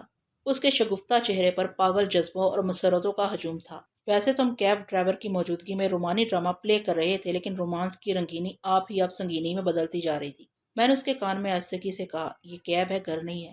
ایسی صورت میں وہ کوئی نہ کوئی گھر ضرور تلاش کرتی، لہٰذا پھر سنجیدگی سے سوچنے لگی کہ ہمیں چھپنے کی جگہ کہاں مل سکتی ہے۔ اس کے دماغ میں بہت سی سہیلیاں اور رشتہ دار گڈمڈ ہو رہے تھے۔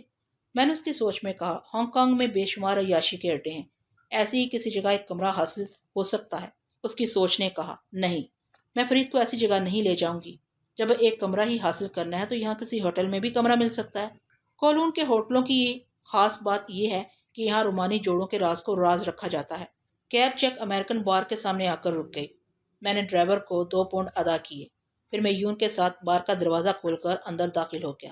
صبح کے وقت وہاں برائے نام گاہک تھے، یعنی ایسے عادی پینے والے تھے جو شراب سے کلی کرتے اور منہ دھوتے ہیں اور پہلے پیک سے نئے دن کا آغاز کرتے ہیں۔ کاؤنٹر کیپر نے ہمیں سوالیہ نظروں سے دیکھا۔ میون نے کہا، پہلے ہم ٹوائلٹ جائیں گے، پھر آرڈر پلیس کریں گے۔ میں اس کے ساتھ ٹوائلٹ کی طرف گیا۔ وہاں پچھلا دروازہ تھا۔ اس دروازے سے نکلتے ہی سلسلہ وار عمارتیں نظر آئیں۔ اب میون میری گائیڈ تھی۔ وہ مجھے ایک تنگ سی گلی میں لے آئی، پھر وہاں سے گزرتے ہوئے بولی، تمہیں یہاں کے راستوں کو پہچاننا چاہیے۔ اب ہم یہاں سے ناتھن روڈ پر پہنچ رہے ہیں۔ اس کے بعد کہاں پہنچیں گے؟ میں نے سوچ لیا ہے، ہم یہاں سے مسز وان کے پاس جائیں گے۔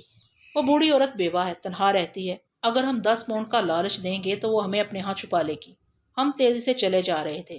کیمرون روڈ کی ڈھلان پر ہم بائیں طرف ایک گلی میں مڑ گئے، پھر وہ گلی شیطان کی آنت کی طرح ٹیری مٹیری ہو کر دور تک ہمیں چلاتی رہی۔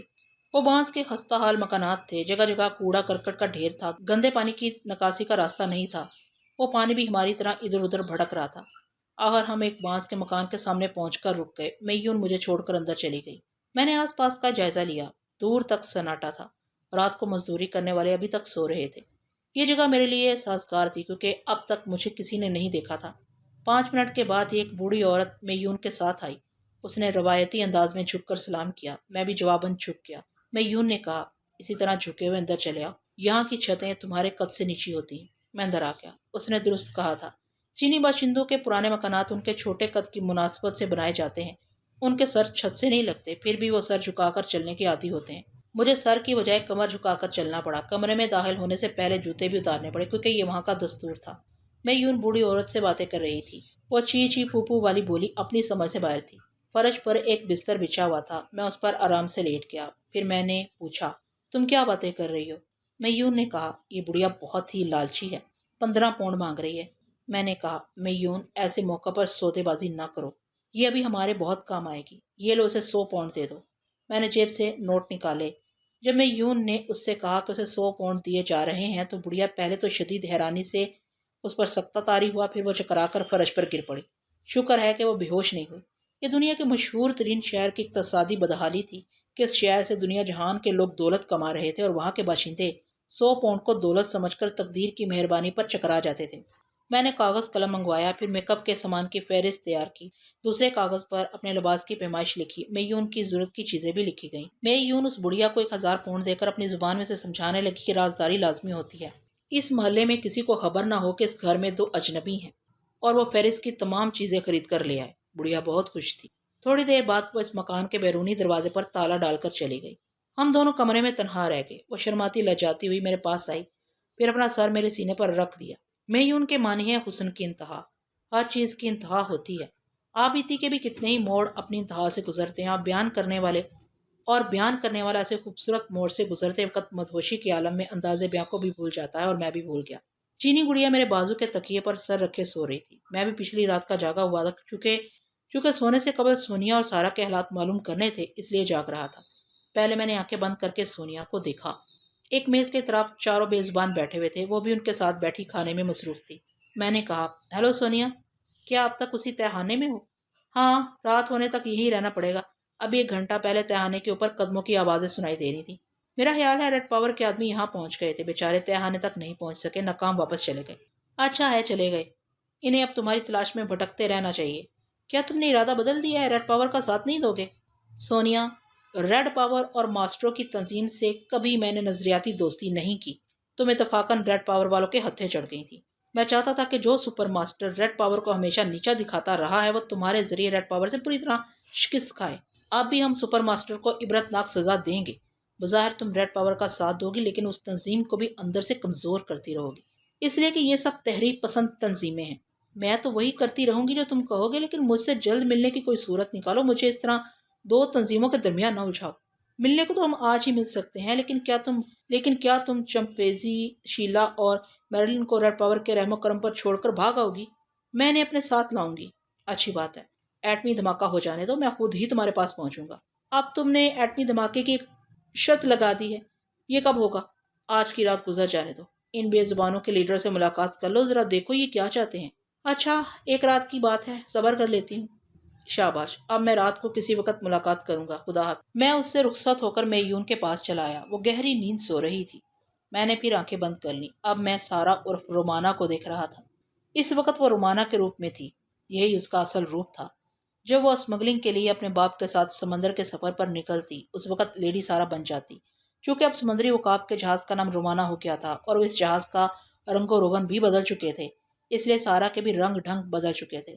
اب وہ رومانا بنی اپنے باپ کے کیبن میں بیٹھی رو رہی تھی۔ سامنے بستر پر اس کے باپ سمندری عقاب کی لاش پڑی ہوئی تھی۔ اسکیپر اور جہاز کے دوسرے بوڑھے اسے تسلیاں دے رہے تھے۔ میں نے آنکھ کھول کر گھڑی دیکھی تو پتہ چلا کہ سارا کو بہت دیر بعد اپنے باپ کی موت کا علم ہوا۔ میرے حساب سے اسے 2 گھنٹے پہلے ہی باپ کے کیبن میں پہنچ جانا چاہیے تھا۔ کیونکہ وہ صبح ہوتے ہی مجھ سے ملاقات کرنا چاہتی تھی، اپنے باپ سے بھی مشورے کرنا چاہتی تھی۔ میں آہستہ آہستہ اس کے ذہن کو کریدنے لگا۔ پتہ چلا کہ وہ صبح کے انتظار میں جاگتے جاگتے سو گئی تھی۔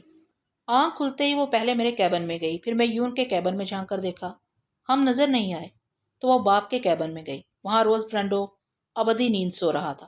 اس نے فوراً اسکیپر اور جہاز کے ڈاکٹر وغیرہ کو کال کیا۔ ڈاکٹر نے تصدیق کی کہ حرکتیں قلب بند ہونے کے باعث روز برینڈو کی موت واقع ہوئی ہے، اور یہ سب کچھ شراب نوشی کی زیادتی سے ہوا ہے۔ ایسے وقت وہ تھوڑی دیر کے لیے مجھے اور میون کو بھول گئی۔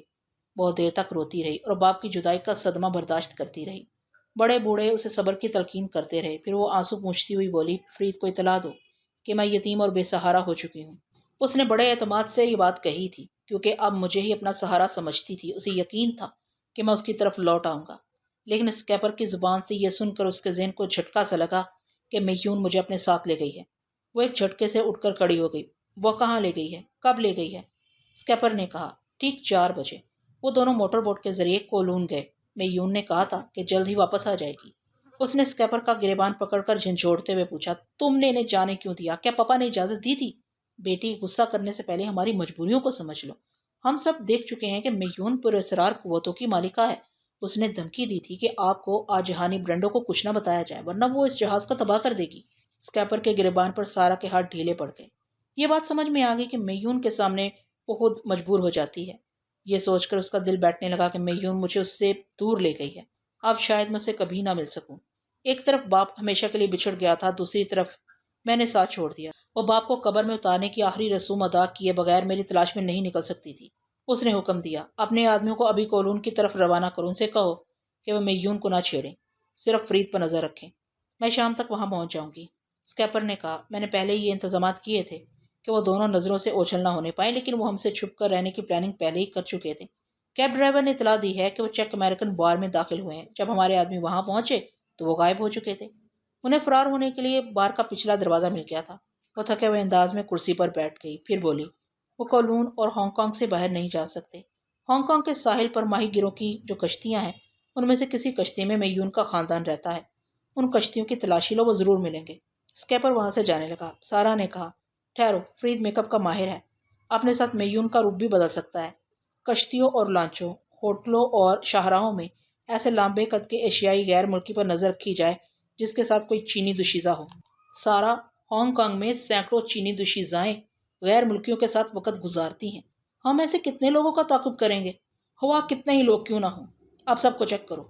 وہ یہاں کا قانونی باشندہ نہیں ہوگا، اس کے پاس پاسپورٹ نہیں ہوگا، وہ کہیں ہوٹل میں پینگ گیسٹ کے طور پر کسی کے ہاں رہے گا۔ بحث میں وقت ضائع نہ کرو، جاؤ اور عقل سے کام لو۔ اسکیپر چلا گیا۔ وہ دونوں ہاتھوں سے سر تھام کر سوچنے لگی، یہ اچانک کیا ہو گیا؟ کل رات تک پاپا منصوبہ بنا رہے تھے کہ کس طرح فرید کا پیار مجھے واپس مل جائے، مگر اب سارے منصوبے خاک میں مل گئے۔ کیا میون کو معلوم ہو گیا تھا کہ ہم فرید کو اس سے جدا کرنے والے ہیں؟ وہ بے چینی سے پہلو بدلتی ہوئی سوچنے لگی، نہیں، یہ کیسے ہو سکتا ہے؟ میون پر اسرار ضرور ہے، لیکن اسے ڈھکی چھپی سازشوں کا علم نہیں ہوتا۔ پاپا فرید کو ہلاک کرنا چاہتے تھے، یہ بات میون کو معلوم نہ ہو سکی، پھر ہماری خفیہ سازش کا علم اسے کیسے ہو سکتا تھا؟ وہ سوچ سوچ کر الجھ رہی تھی، مگر اس کی سمجھ میں نہیں آ رہا تھا کہ میون اچانک مجھے اس سے دور کیوں لے گئی۔ مجھے نیند آ رہی تھی، میں نے سارا کو الجھنے کے لیے چھوڑ دیا، پھر اپنے دماغ کو ہدایت دی کہ کم از کم 3 گھنٹے تک آرام سے سوتا رہوں۔ اگر کمرے میں کسی کے قدموں کی چاپ ابھرے تو میری آنکھ کھل جائے۔ میں آرام سے سوتا رہا۔ جب آنکھ کھلی تو میری گھڑی میں دن کے 10:45 ہو رہے تھے۔ میری 3 گھنٹے کی نیند پوری ہو چکی تھی۔ میں یوں 4 گھنٹے سو چکی تھی، مگر اب بھی نیند میں مگن تھی۔ بہت زیادہ تھک جانے کے بعد ایسی ہی نیند آتی ہے۔ میں بستر سے اٹھ کر دروازے کے پاس آیا۔ مکان کے باہر لوگوں کے چلنے پھرنے اور باتیں کرنے کی آوازیں آ رہی تھیں۔ دنیا والے کاروباری زندگی میں مصروف تھے۔ میں نے ذرا سا دروازہ کھول کر دیکھا۔ کوریڈور سے وہ بوڑھی عورت گزر رہی تھی، مجھے دیکھ کر رک گئی، اپنے سر کو دوبارہ ہم دے کر سلام کرنے لگی۔ میں نے اشارے سے کہا، بھوک لگ رہی ہے۔ اس نے مجھے بلایا۔